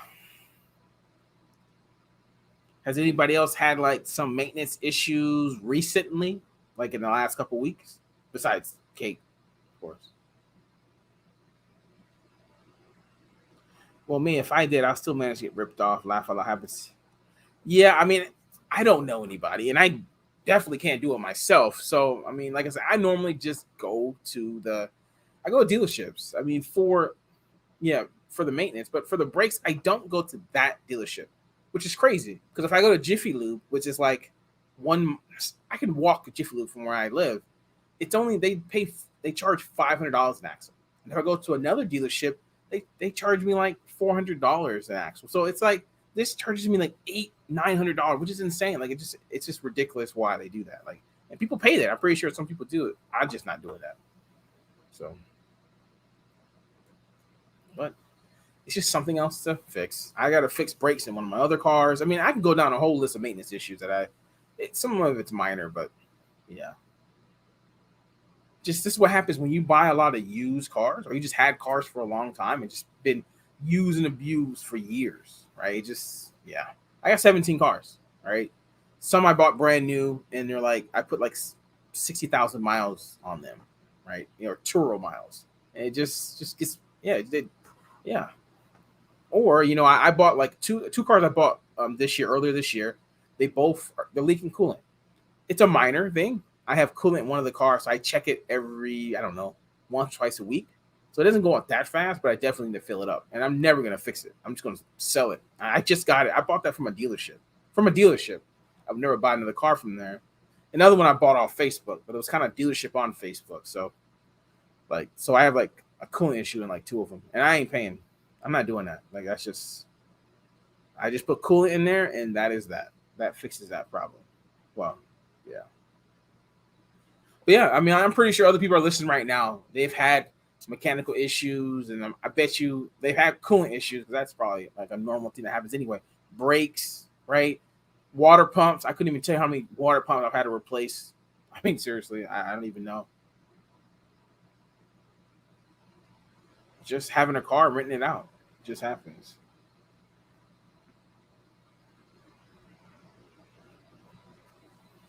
Did I know all this stuff when I started back in 2017? No, definitely not.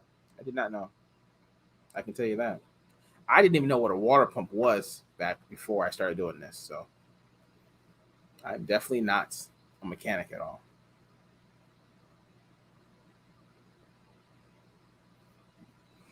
If we got anybody new, just let me know where you're located and how many cars you have. If you have a question, just let me know in the chat.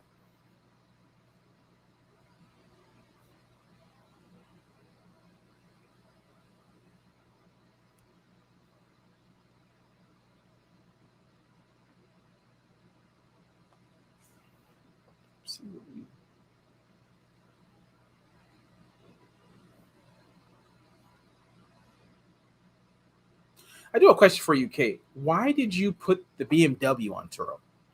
Was that like your personal car?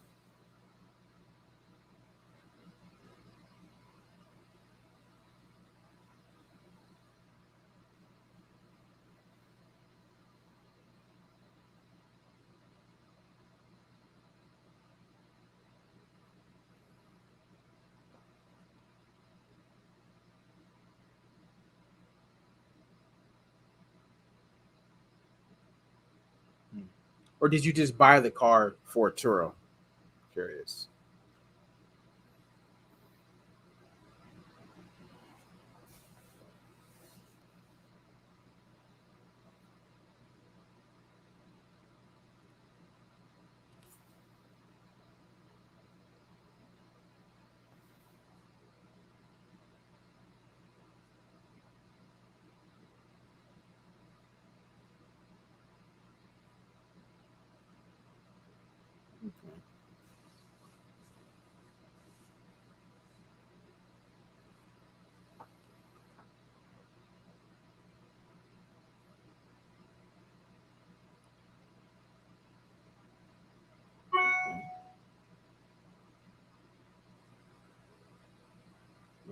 Okay.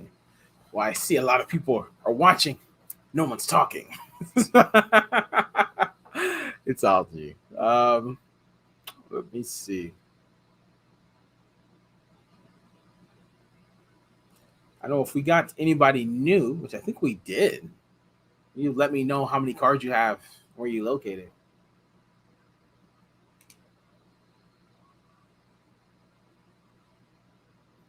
And we got a few people from Facebook. At least they were watching.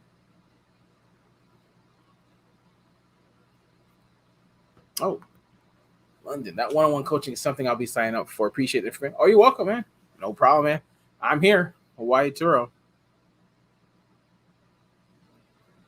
That is the truth.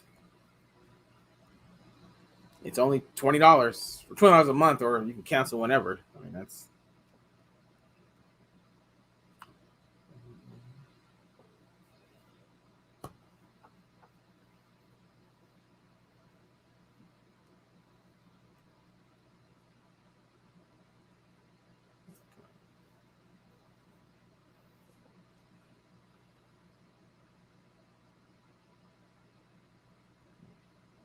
so. Is everybody booked for like around Christmas time?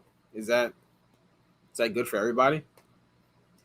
I know a lot of my I only got a few bookings in December, but out of those few bookings, most of them are like towards the end of December.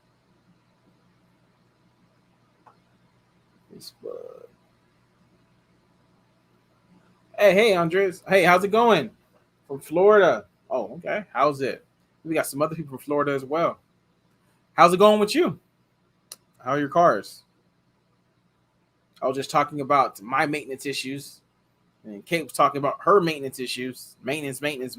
That's just the stuff we got to deal with.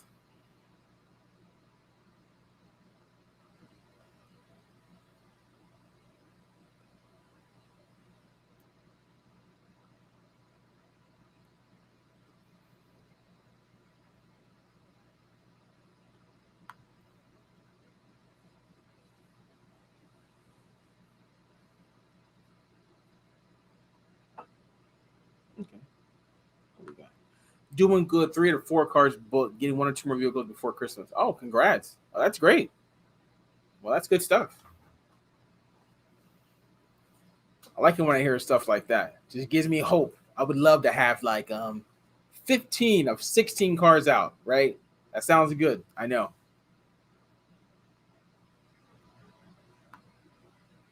You say your Dodge Ram truck stays booked. Okay. Who's booking the Ram? And who's booking the truck?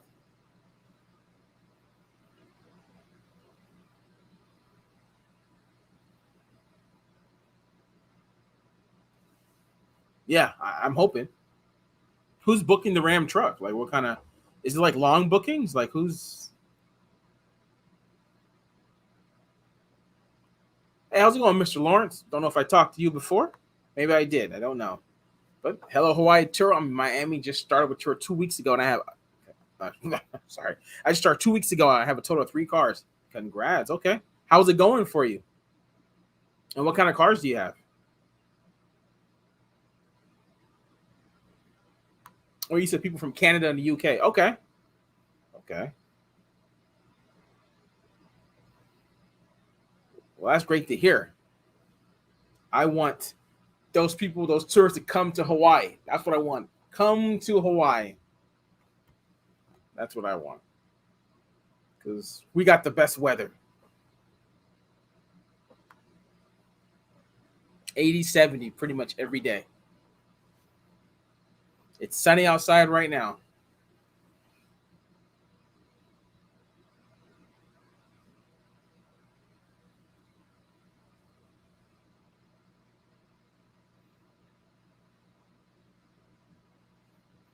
I've never been to Miami. I mean, from what I hear, it's great weather there too. I don't know, Mr. Lawrence, what is the weather in Miami right now? Well, I mean, it's eight. It's 9:30 there, so I don't probably. It is 4:31 in Hawaii right now. But how's it going? Funniest videos. I've never talked to you before. Where are you located? And how many cars do you have?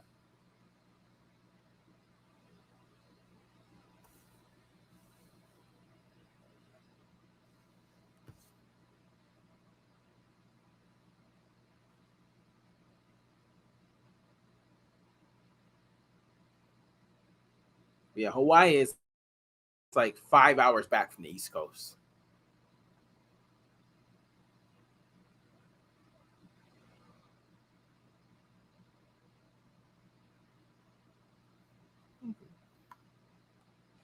My car is a 2014 Honda Civic. Very nice, nonstop booking. The other two still get ready to get listed. Oh, okay. Well, that's good. Are the other two around that? Like 14, 15? Are they both Hondas? Do you like Hondas? Is that, or you have other brands?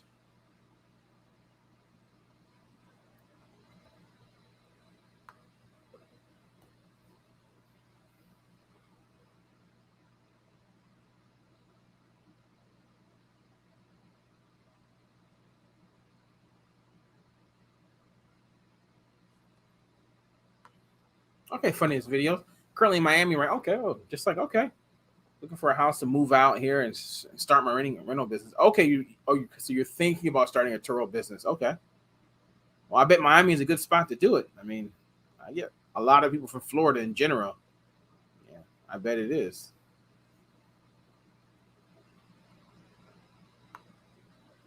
Well, how long you been watching my videos? Funniest videos.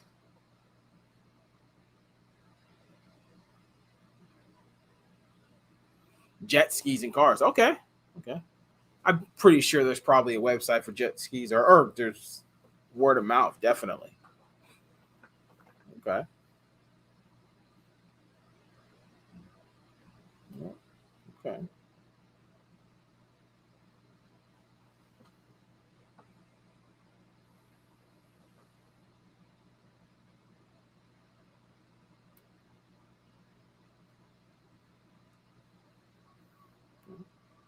Well, if we got anybody else new, let me know how many cars you have. Let me know where you're located. If you haven't hit that like button because YouTube loves that engagement. Hey, how's it going, James from Facebook? Oh, you've been watching for a while. Well, hopefully I helped you out. Funniest video. Hope it help you out even more. With the future. Hopefully this channel like blows up soon. That would be really nice. But you never know.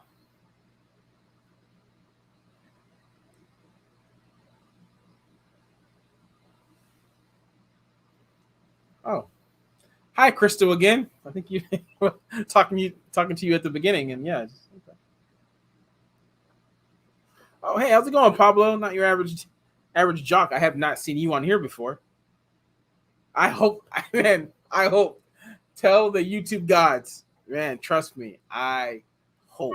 I I hope. Maybe one day it will go up. Hopefully. Or you're new. When did you start, Pablo? Yeah, when did you start?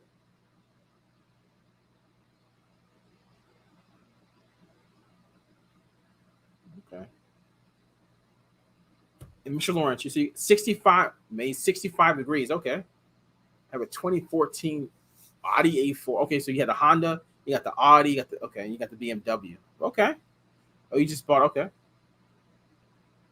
Did you make sure that it's a clean title and no recalls on it? Just wanted to,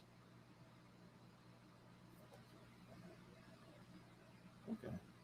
Funniest video. You only have one car, a 2020 Tesla, a Model 3 located in New Jersey. Okay. So you haven't done it. Well, you said you're moving to Miami to do Turo, so you haven't actually done it. Okay.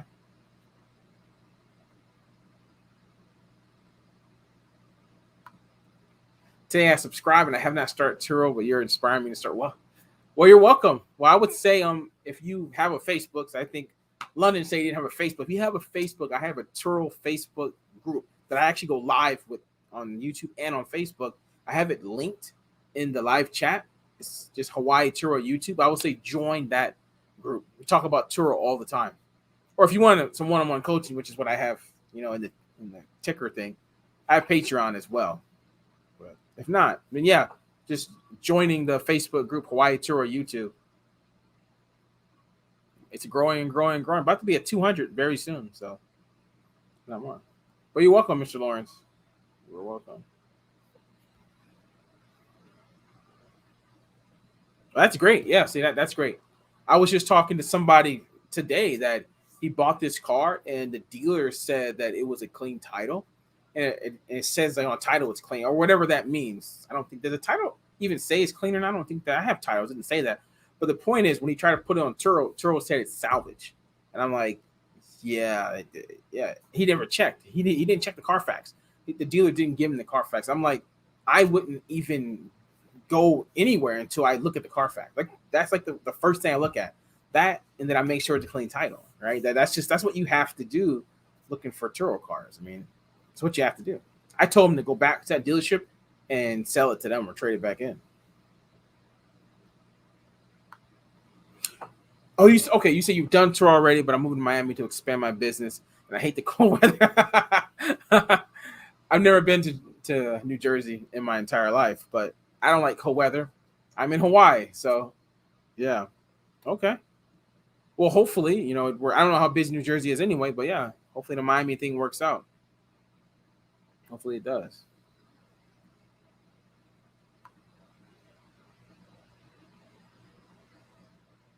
But that's a big move, though, from New Jersey to Miami. Yeah,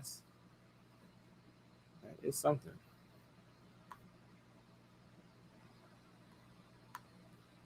See, Pablo, do you do Turo full time? Yes. So normally I'm running around all day, definitely at least in the morning time. And then the evening time, all the cars are coming back. So that's kind of like my schedule. Yeah. Right now it's kind of slow. So yeah, not as much. But yeah, usually I have like 15 cars that's out. And yeah, sometimes I have like 11 cars going out in one day. I know it's crazy. Like if when you do join the Facebook group, I did post like a few days ago. Like I had this crazy morning of like 5 cars going out in like an hour and a half. I have my scooter, which is behind me this way. I have my scooter, which is behind me, so I use that all the time. But yeah, that's what I do to get around.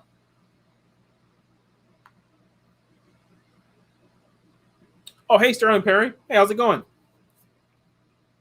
You see I told you I brought my BMW X3 that I had to give back as a dealer was not allowed to sell it. Oh wow. Oh well, allowed to sell it. Checks for stop sale. Oh wow. Okay. Wow. Okay. That's something's going on with that car then. Yeah. Well, at least you'll get your money back quickly and get something else. And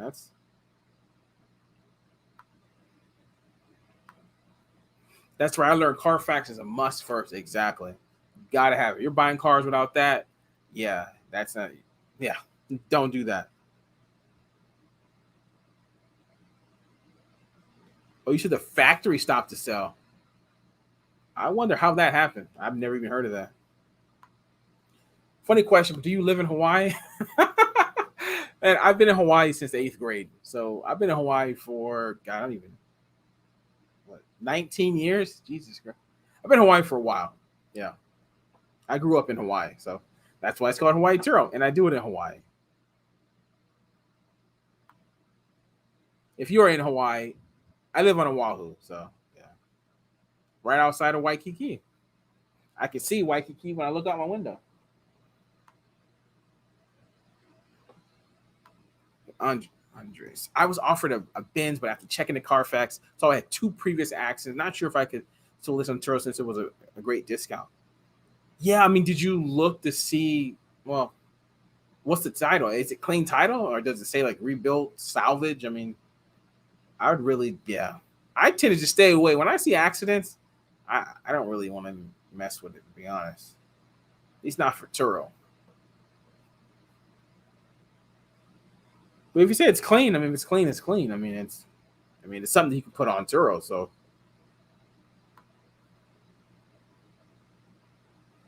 yeah. Oh wow, I like you using that. Yeah, Hawaii Turo. When I first started for the first couple months, it actually was called something else, but I changed it. Okay. And you said stop sales don't show on cardio check or service department. Yeah, that's new to me. I have no idea. Yeah, I have no idea about that. That's something brand new. Never even heard of that. Yeah, from the factory. Like I said, something going on with that. Hey, Christina. Hey, how's it going?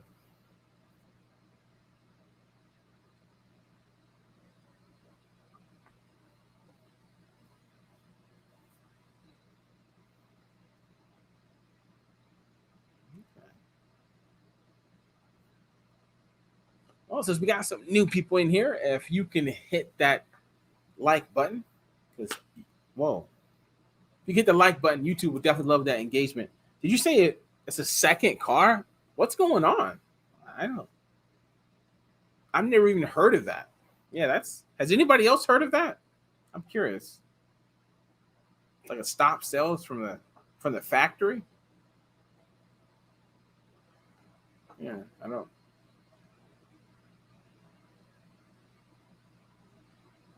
That's crazy.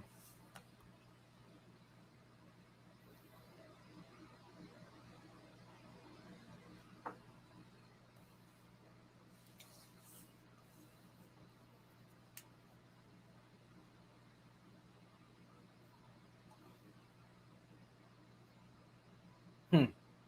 The Honda. Yeah,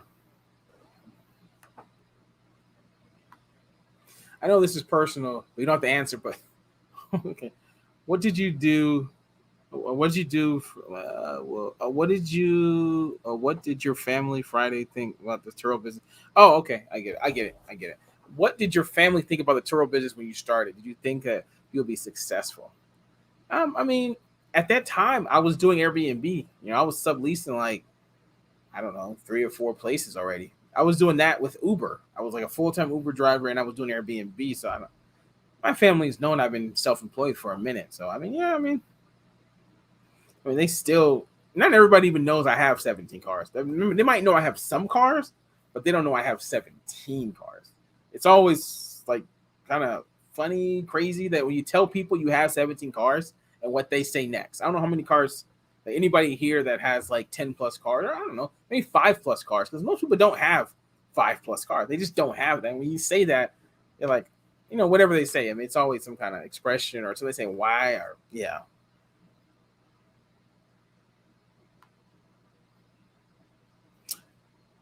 Sterling Perry, now you're looking into leasing.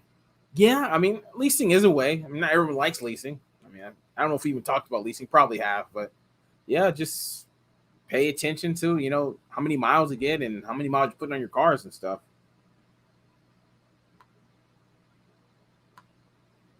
So how did you go about sublease or Airbnb? Well, for me, I this house fell into my lap in 2015, and it was 3 bedroom, and I had to find a way to pay the rent or whatever. So I just started renting out the rooms. So that's how I started with that.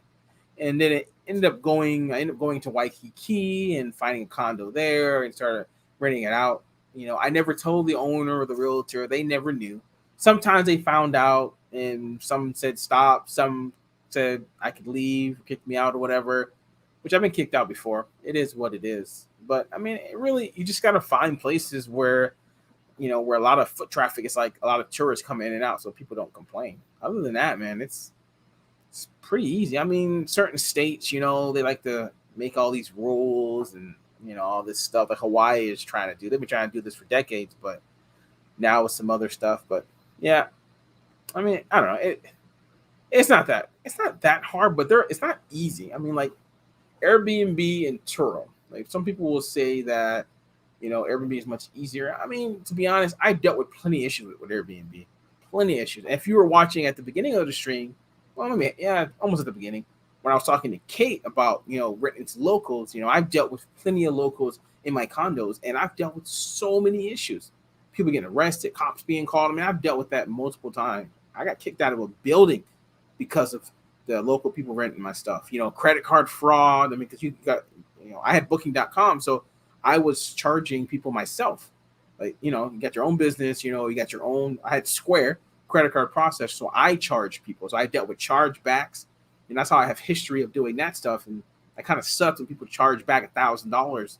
I've lost that multiple times. I mean, just credit card fraud. Oh man, I've dealt with all kinds of stuff. That's like the Airbnb stuff. I mean, it ain't that easy. I can tell you that much. It ain't super easy. It's just something else. Is it different? It's different from Turo. That's what it is. Will I go back into it that way?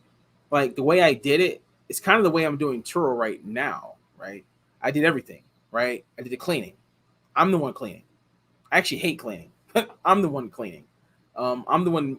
I would meet people at the beginning. I met everybody, but I couldn't. I had to stop meeting people. So lock boxes was a thing for that. If there were issues with the apartment, either I set up stuff to get it fixed, yeah, it just basically I was kind of like the property manager, to be honest. Property manager, and I lived there. Yeah. So it ain't that easy. When you try to scale an Airbnb business, unless you have lots of money and you're like hands off, right? If you're hands off, okay, then yes, obviously it's gonna be easy. But if you are doing it all yourself, Airbnb, it ain't. It's definitely not easy. Which is, I had a bad experience with 2014 Christ. Oh, yeah, a van I bought from a private sale. Yeah, that told me the motor engine was replaced, and they look. Oh wow, that's illegal. I mean, that's isn't that a felony? Yeah, that's crazy. See, that's one reason why I do not buy cars really from private. I just don't. I don't really trust it, man. I know sometimes you get some good deals, but like stuff like that, I don't know how much money you paid for that, and what does that deem the car? I mean, how much is it worth after that, right? That's crazy. Hey, Amin, hey, how's it going? I don't think I've seen you in a while. Yeah, that's crazy, Mr. Lawrence. Yeah, that's why. I pay the money to buy from dealerships because the dealership is not going to do that. At least it's easier to get your money back from a dealership. So they can lose your license over that. They ain't doing that. Yeah. He just got to hire a mechanic. Yeah, I mean, if I was a mechanic or I knew somebody, the mechanic goes with you to the car. Yeah, that's the best thing to do. But they put 82,000. Okay, they put 82,000 miles on it, but it says not actual. So Turo did not accept it because the car. Wow, 172. Wow, that's gonna. But did they? I wonder how much you paid for it. Hopefully, you didn't pay that much for it. Because man, that's a big difference. That's a big difference, man. It's huge. I mean, I don't even. Hopefully, they sold it to you very cheap.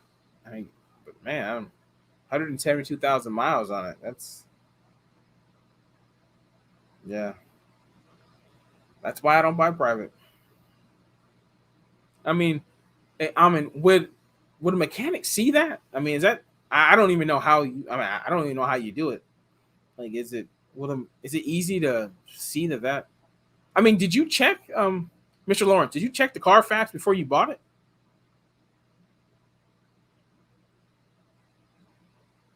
I mean, 'cause if you didn't check the Carfax before you bought it, that's 100% a no. I mean, I always check the Carfax, but I would like 1,000% check the Carfax if I'm buying private.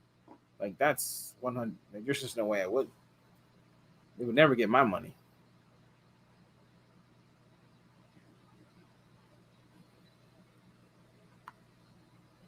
But that's crazy though. Some people.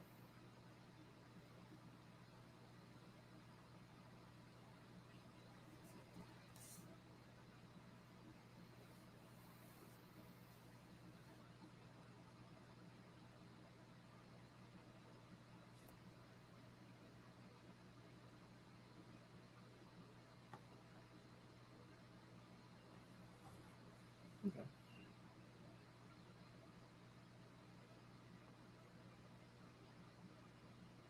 He said false sale, sue even. He said false sale, sue even praise private. Or yeah, I mean that's just a horrible situation right there. Anyway,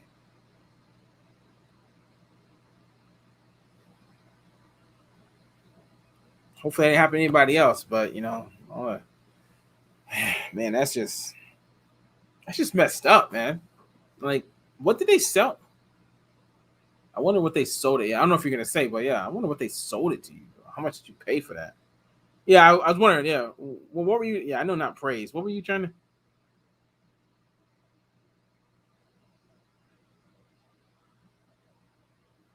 I'll get back to that. What are some of the most difficult things when starting Turo? What are some of the pitfalls?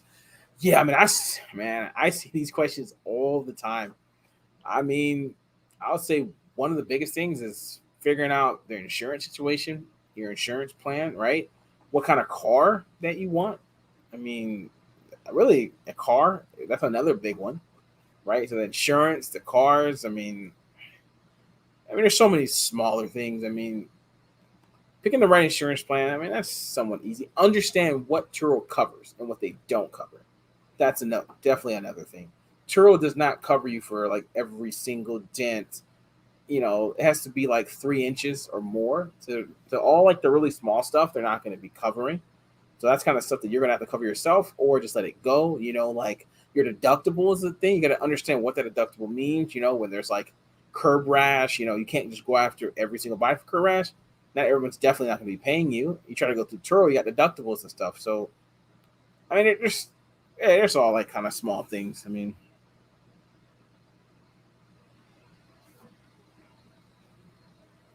but my main pitfall when I first started was use my own insurance. So I obviously don't do that. That's a no. But that was one of my biggest mistakes doing this. But all the smaller stuff, I would say the one thing that take for everything I just said is this, right? Understand that Turo is not your friend. They're not there to help you. They're there to make their own money. And if you understand that, and you go into Turo thinking like that, you're not going to be surprised about Turo.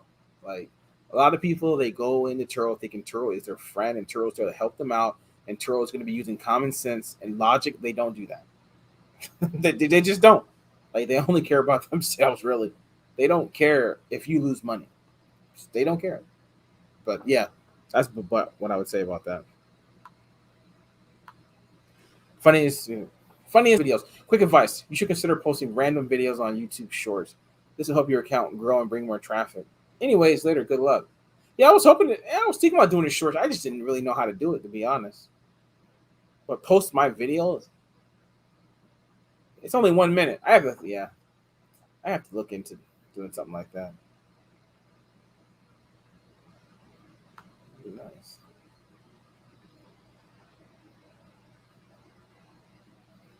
But yeah, Pablo. Yeah, I mean Turo.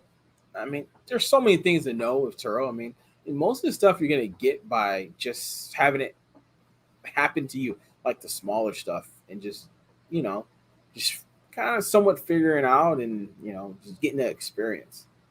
There's my phone. There's just so many things. I mean, I'm pretty sure people right here are listening to me like each person probably dealt with something small, or maybe some of them dealt with something big. I mean, it could be super big. I mean, obviously the biggest thing, the liability aspect of Turo, right? I mean, you got to understand that.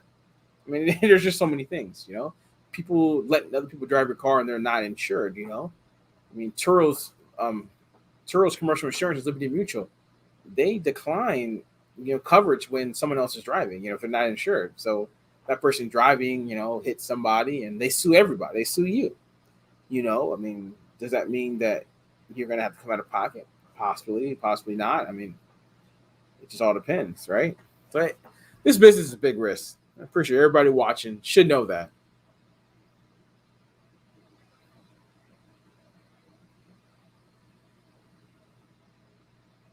But it is a way to make money, right? You can make money doing this.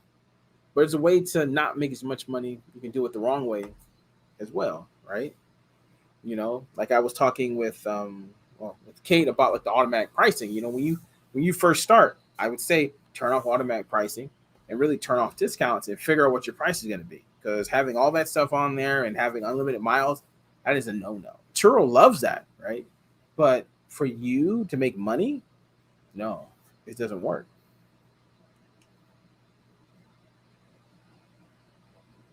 Oh, our Father Cloud. I remember you coming in late, an hour and 55 minutes in. What's your favorite music genre? Well, you watch my videos, you get kind of a glimpse of it. But I mean, R&B. I mean, I like Hawaiian reggae.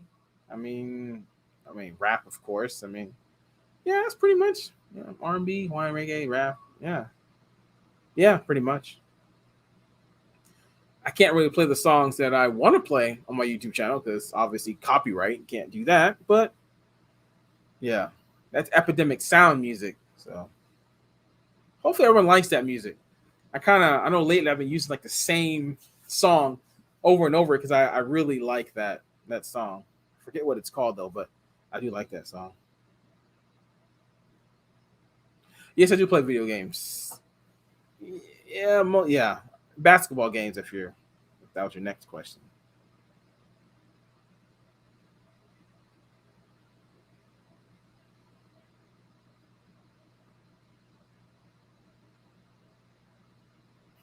Everybody keeps starting off like that.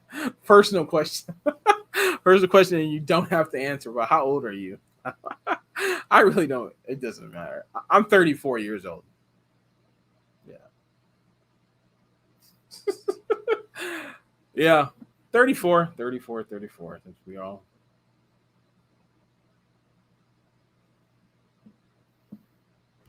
Yeah. That's, oh, that's funny. I see you did sign up for our Patreon, Kate. So I'm definitely going to message you when I finish this.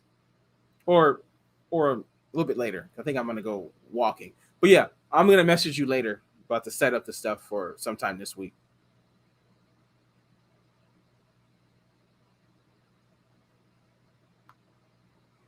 Would you ever want your Turo business to be fully autonomous? You know what? Be honest. It will. You know what? Not really. I have thought about it. Even actually today, I was thinking about it. How would I do that? And I do see a way to do it, but nah, I'm not right now.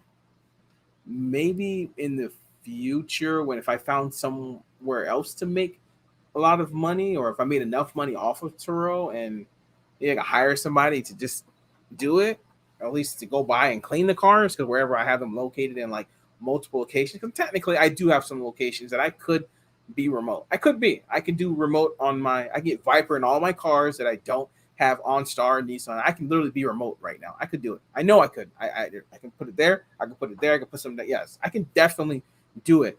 But why? People say do something else, but this is all I do. So me doing anything else, yeah, I don't know. I mean, we'll see in the future if I ever want to take a step back from meeting everybody. I don't know. For me, it's just yeah.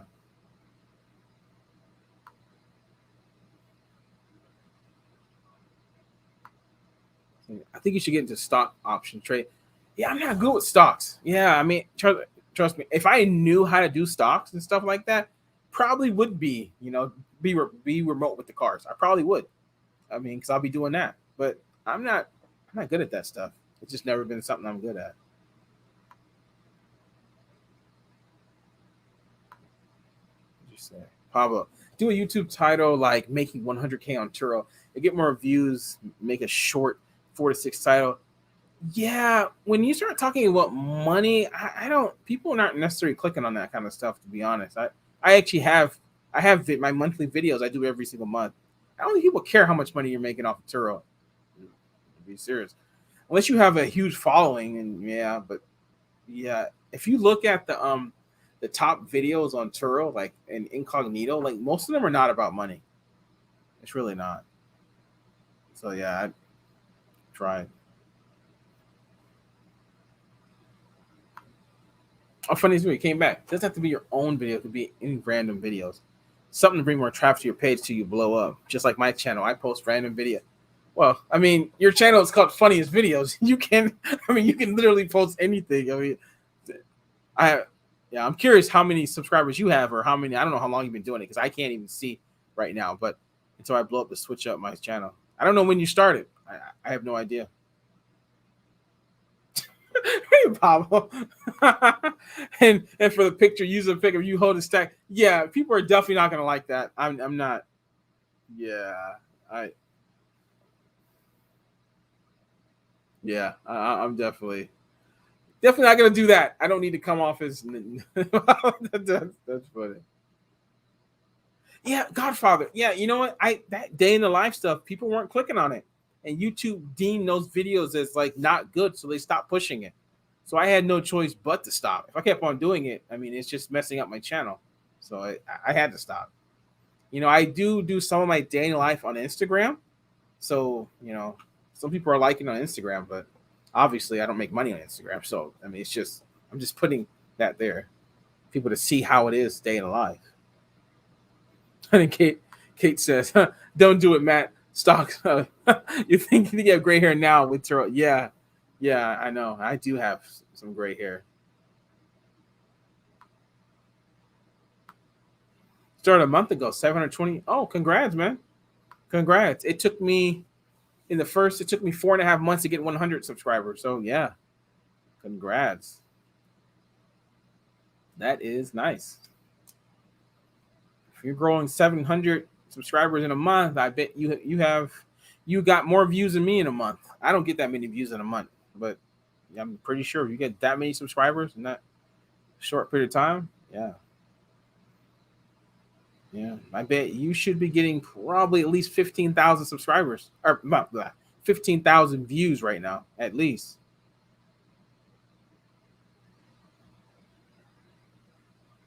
You think running ads? Yeah, I don't know too much about that. I mean, like Facebook ads? Is that what you're talking about? Or are you talking about Google ads? I mean, I do know. I did see somebody. I think what's his name? Automotive Life. I think he runs ads, because I've seen his stuff on there. I was like, oh, okay. It's an ad, not his video. It's like an ad. It's an ad underneath it. I'm like, oh, okay.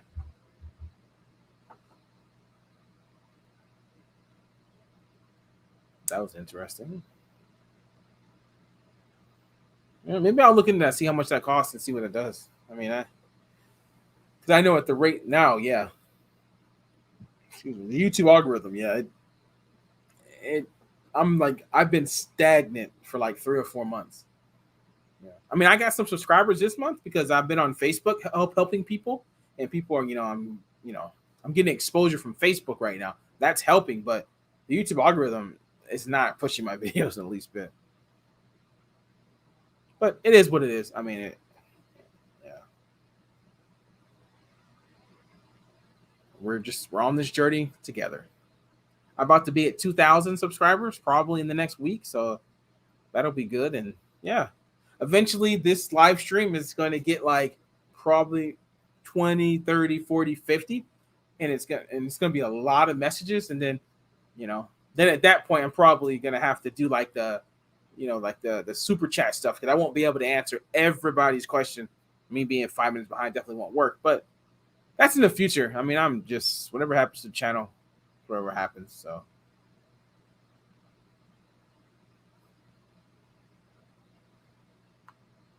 if you learn options, trust me, you won't regret it. I started options like 2 months ago, and it's super great.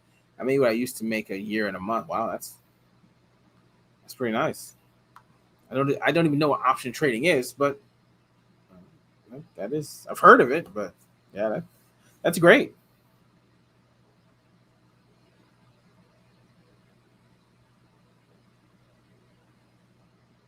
Yeah, Godfather, I might actually do something like that when my Tesla comes in. Hopefully, it said from December 5th to December 10th. So that's like next week. Well, actually, it's this week, but next week, really. I'm going to, yeah. I don't know what I'm going to title it, but it's a Tesla Model 3 one. I might do that, but, I can't title it like that until, if I'm going to title like that, I'm going to talk about that. It means I'm going to have a trip. So I'm going to have to wait wait and wait. It's risky but rewarding. Yeah, funny. Yeah, I mean, I'm good, man. With the Turo stuff right now, it's gonna pick back up. I mean, I'm gonna go back to making money doing this. I don't need to be taking on more stress and more risks. Turo is risky enough.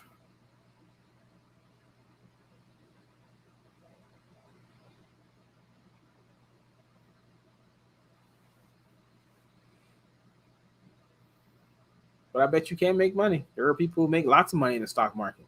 Yeah, that's true.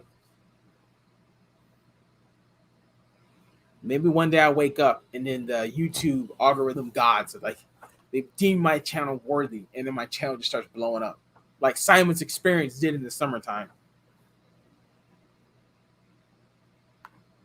What was your lowest grossing month this year? I think it was at the beginning of the I think it was at the beginning of the year. I know this month is pretty bad, but I don't think it's as bad. But I had less cars in January, so I mean, yeah. So my lowest month was, you know what? My lowest month so far is this month. Actually, yeah. So this is actually my worst month of the year. And next month, I don't know. It's I don't have that many future bookings, but yeah, yeah. So that's true. This month is literally the worst month, and I don't even think I'm going to clear 10,000. I know I'm not going to clear 10,000. Nah, there's no way. Only got like 3 days left, 2 days left. Oh wow.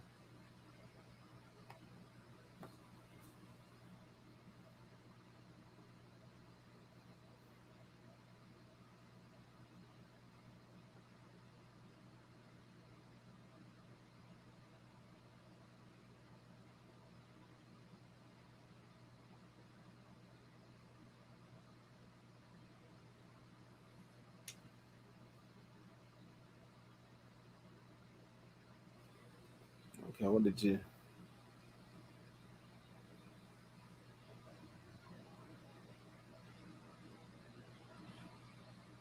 Funniest video. You see the same thing for Instagram posting random videos, and I have 17,000. What did you say for from YouTube? I didn't get that.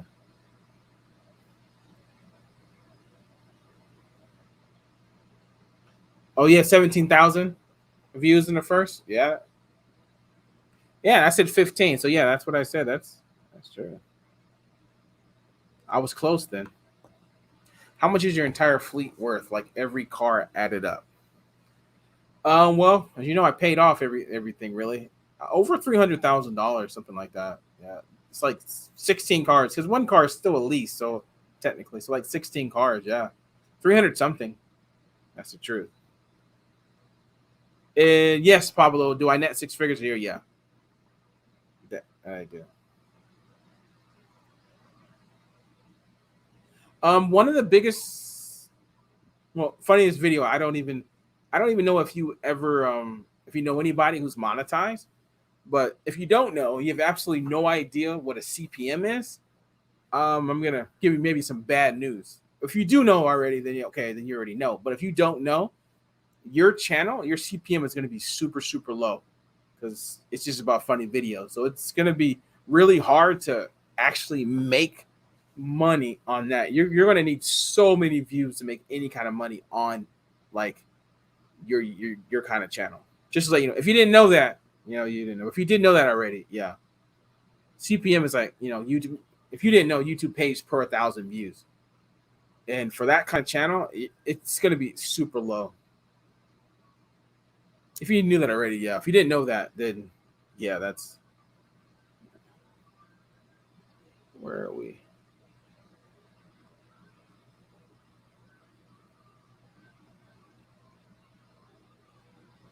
It's six. Oh, it's six figures a lot in Hawaii. I mean, I mean, rent is so high here. I mean, it's something. I mean, I don't. Is it the?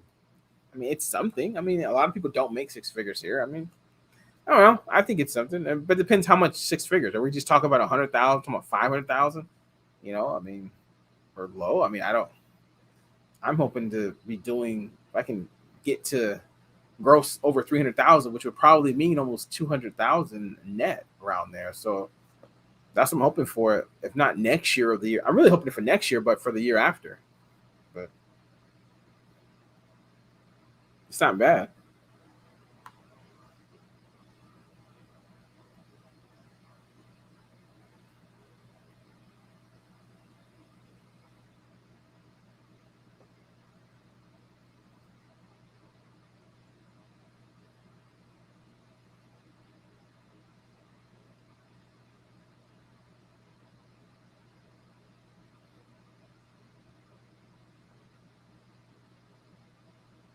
But yeah, I mean, Hawaii is just expensive. I mean, like, I don't know if anybody knows, like a gallon of milk here is like $6. Six. That's at like Walmart, $6, $7. That's like average, right? Housing, maybe there are some places comparable. I'm pretty sure there are, but like food costs here, groceries here, yeah, that's definitely could be double, if not triple, whatever you're paying wherever you're at in the U.S. Fish tank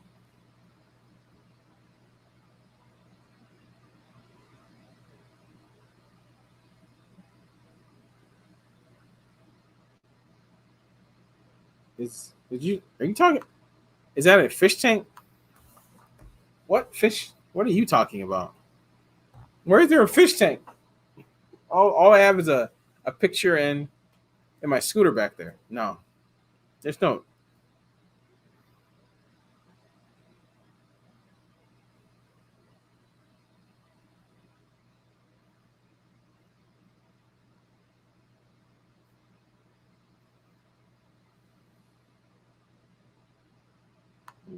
You seem like a humble guy. Is there anything you like to spend a lot of money on? A house, trip, cars? I mean, I go on vacations. Well, when I did go on vacation, like the Philippines, I've been there multiple times. I'm gonna go back there very, very soon. But yeah, I mean, I don't really. Other than that, I don't really spend a lot of money, to be honest. I really don't. I live by myself, so that's what I do. I really don't. Philippines is where I would like to go.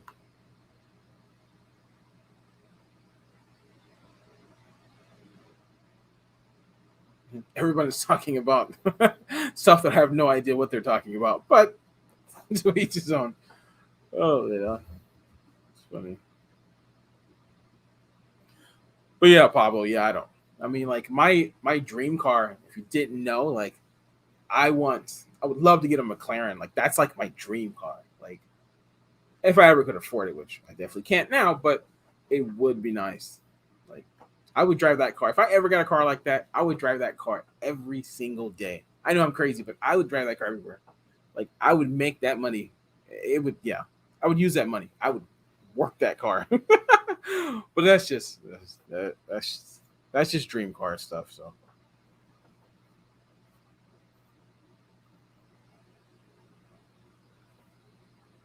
I think the lighting has changed here, and yes, it has because the sun's going down and I'm darker.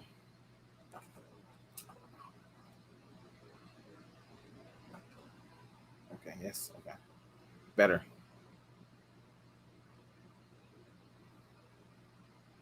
The build quality McLarens are not for real. I mean, oh, I never. I mean, I'm not saying I'm gonna go get a McLaren right now. We're talking about dream cars, guys. I mean, everybody got a dream car, or unless you're not talking to me, maybe that's what. Oh, you're not talking to me. That's totally my fault. Yeah, I mean, like Pablo, what is your dream car? Everybody got one, or anybody watch. I know there's other people. What's your dream car? Yeah, yeah. I don't know that much about McLaren. There's so many different kinds. I mean, I don't really like them all, to be honest. Like the one, yeah. I don't. Yeah. I don't really have an exact model, to be honest. Like when I go onto the website, they're really really nice. There's just so many. I think some are what faster than others. I really don't know. I definitely don't need like the most expensive one. That's just crazy. Definitely not. But yeah, I mean, love, I mean, it's. I mean, let me look. I mean, it's. I was just looking at those cars. Like you, I don't know. I never see it in Hawaii. No one drives this. Like lots of people, they know what a Ferrari is. You know, they know what a Lambo is. But like, do people know what a McLaren is when it's, you know, I don't know. I think people don't, but the Lamborghini SVJ Roadster is the best looking car on the planet. For real? Let me see what I'm curious what that is. A Lambo S. Come on. SVJ. Let's find out. Let's see what this thing looks like.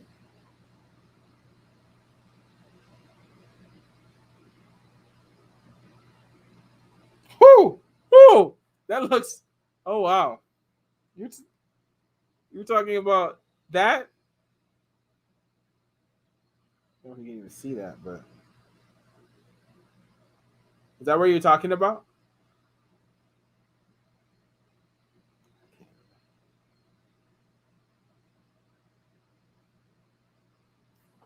Wow, that's crazy. Yeah, wow, that's crazy. Yeah, that. How much does that car cost though? That's crazy.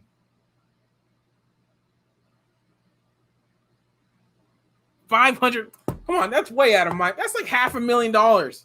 Come on, I'm talking about a dream car, but it's somewhat possible. I mean, Jesus. Yeah, that's crazy. Yeah, a McLaren is like $200,000. Like, yeah, that's yeah, okay. Yeah, I'm not. That's more than a dream car. That's a fantasy car. You know, you have the dream car, you got the fantasy car. I mean, yeah, no one drives that car. That's a $200,000 car. Some people do drive.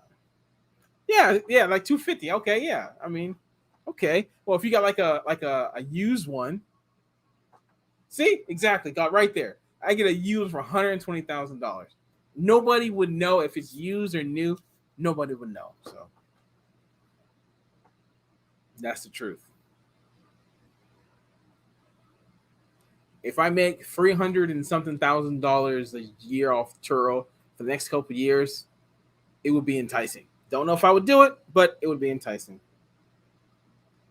That's more than a dream car. I know.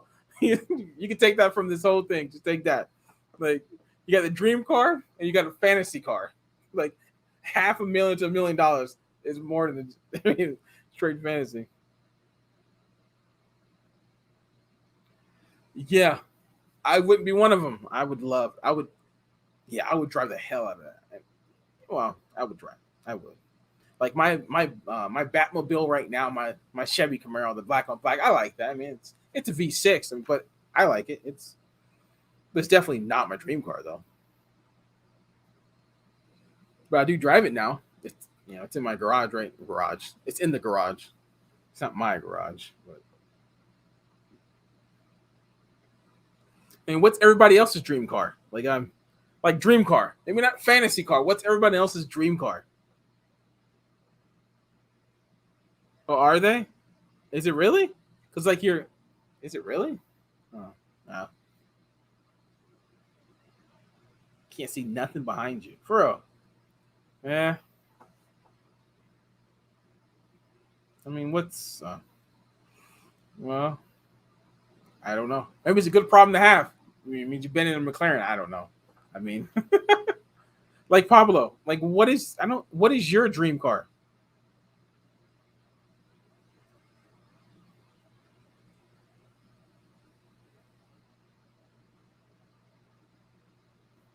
I know everybody has one. Oh, for real, God, wow. Well, I would have to feel it to understand.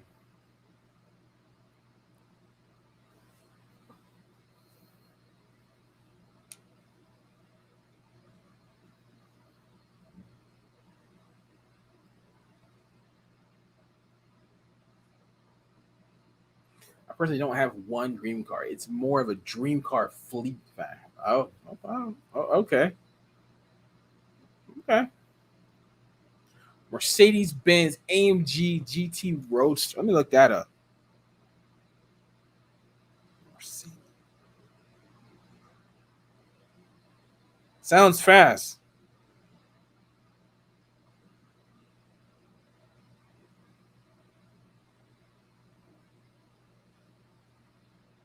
see what we got here. Oh, got farther. Okay, let's see. Let me go. We gotta see what we got. Oh, okay.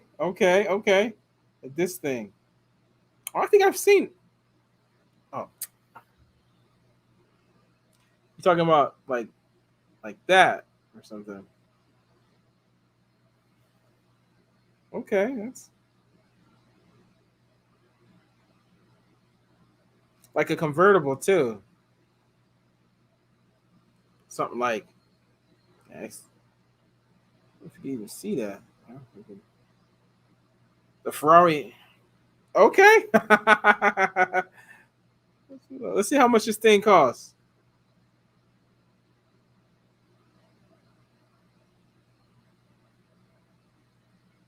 Okay, it's 127,000 starting. Okay.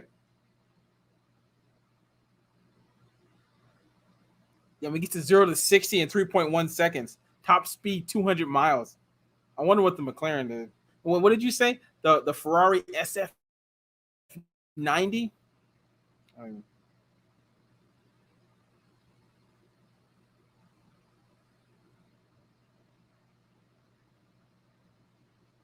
Oh, okay.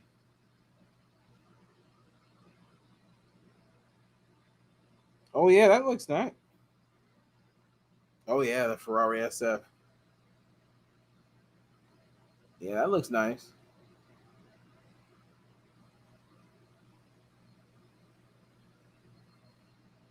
Yeah.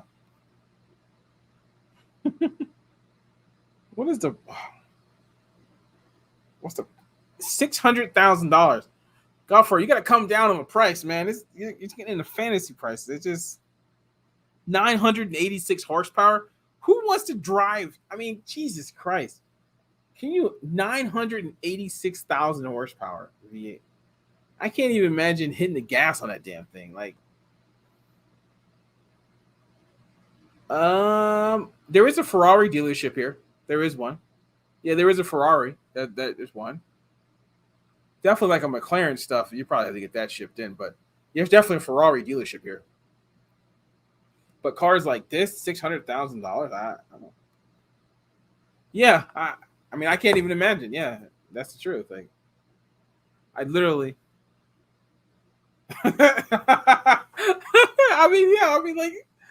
I mean, you hit the gas on almost 1,000 horsepower. I mean, what is the 0 to 60? I mean, like,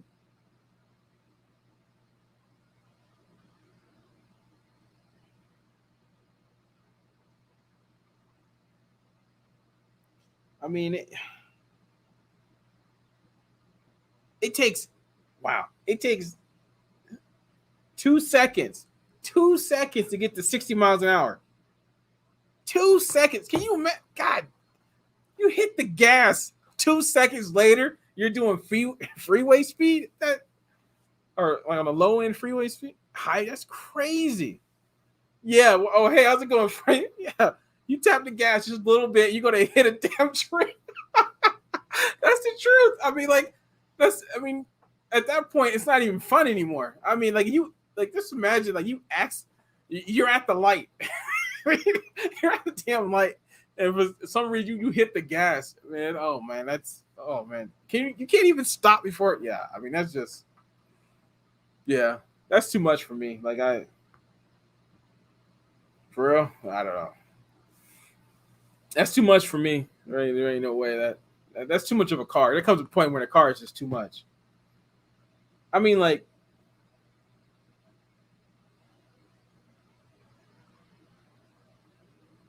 it did a quarter mile in 9.5 seconds. Fuck, that's, bruh, that car is just too fast, man. Yeah, too much for me. Way too much. That's not even fantasy. I want to drive because it's nice too. I mean, that's just.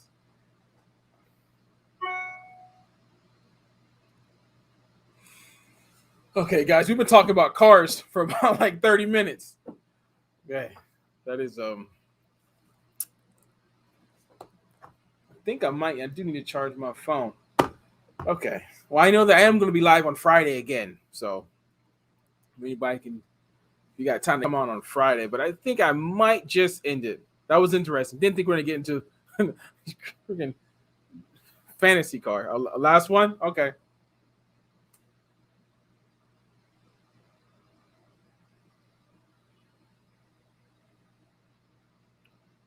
Let's see what I just. Hey, what do you guys think about the new Tesla doing 0 to 60 as fast as Lambo and being fractured? Is that true? I don't even. Which Tesla is that? I did not get my Tesla yet. No, not yet. More than likely next week. It said December 5th to December 10th. So, yeah. But I don't know. That Tesla 0 to 60, yeah, that I do not know. Yeah, Godfather, I've never been in a supercar, so I can imagine. I mean, yeah, can you imagine hitting a pothole in that damn thousand horsepower car? Jesus. Yeah, that's not good. Imagine how loud that car is. I mean, you hit the gas, 1,000 horsepower, and what's the gas mileage on that? Even though you can afford the car, you're not really worried about gas at all anyway. But that's just crazy. But that Tesla obviously is no gas, but I don't know. Yeah, there comes a point where it's just too much speed, too much acceleration that I definitely do not need. But okay, guys, I think I am going to leave it right there. I think we covered a lot in this stream. Tesla Model S. I don't even know what. I mean, yeah. Before I go, let me look what that is. Let me look. Let's see. What are we talking about?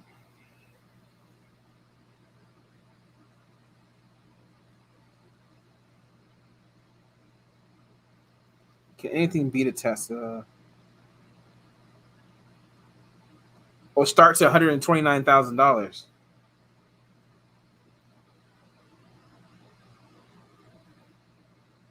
Okay, how fast?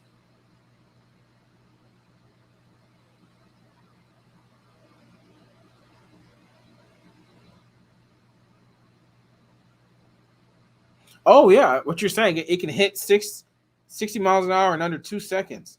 It hits 120 miles in 6 seconds. Under 6 seconds. Can you imagine that? You hit the gas, you're at 100 miles in 6 seconds. That's crazy. That's like not even. That could be from light to light. Shit.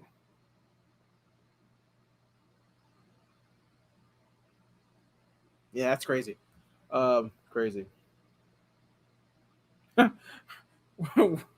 Where you fill up the Ferrari gas tank at some place on Point 70? Yeah, I mean, I don't know. That is interesting. That is, who knows? Yeah, who the hell knows? Because that thing probably burns up gas so fast. I mean, yeah.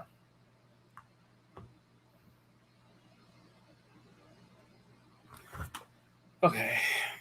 But yeah, I think that's hopefully for you. You've been in here a while. I don't know. I don't know if you've been in here the whole time, but yeah, Friday I will be going live. I'll put it up probably in the next couple days. But thank you everybody for watching. And if you're not in the Facebook group, come join us in the Facebook group. We can talk Turo over there. But yeah, thanks everybody for watching, and yeah. Well, thank you. Hopefully everybody turns the bell on. That's one thing. You got to subscribe and turn the bell on. What you have to do. But yeah, thank you everybody for watching, and wait for. I am making a video on Thursday. Am I? Yeah, I'm gonna do my monthly, because I think the first is. I think the first. The next video will be my monthly stats. But yeah, thank you for watching, and I will talk to you on Friday. Okay, bye.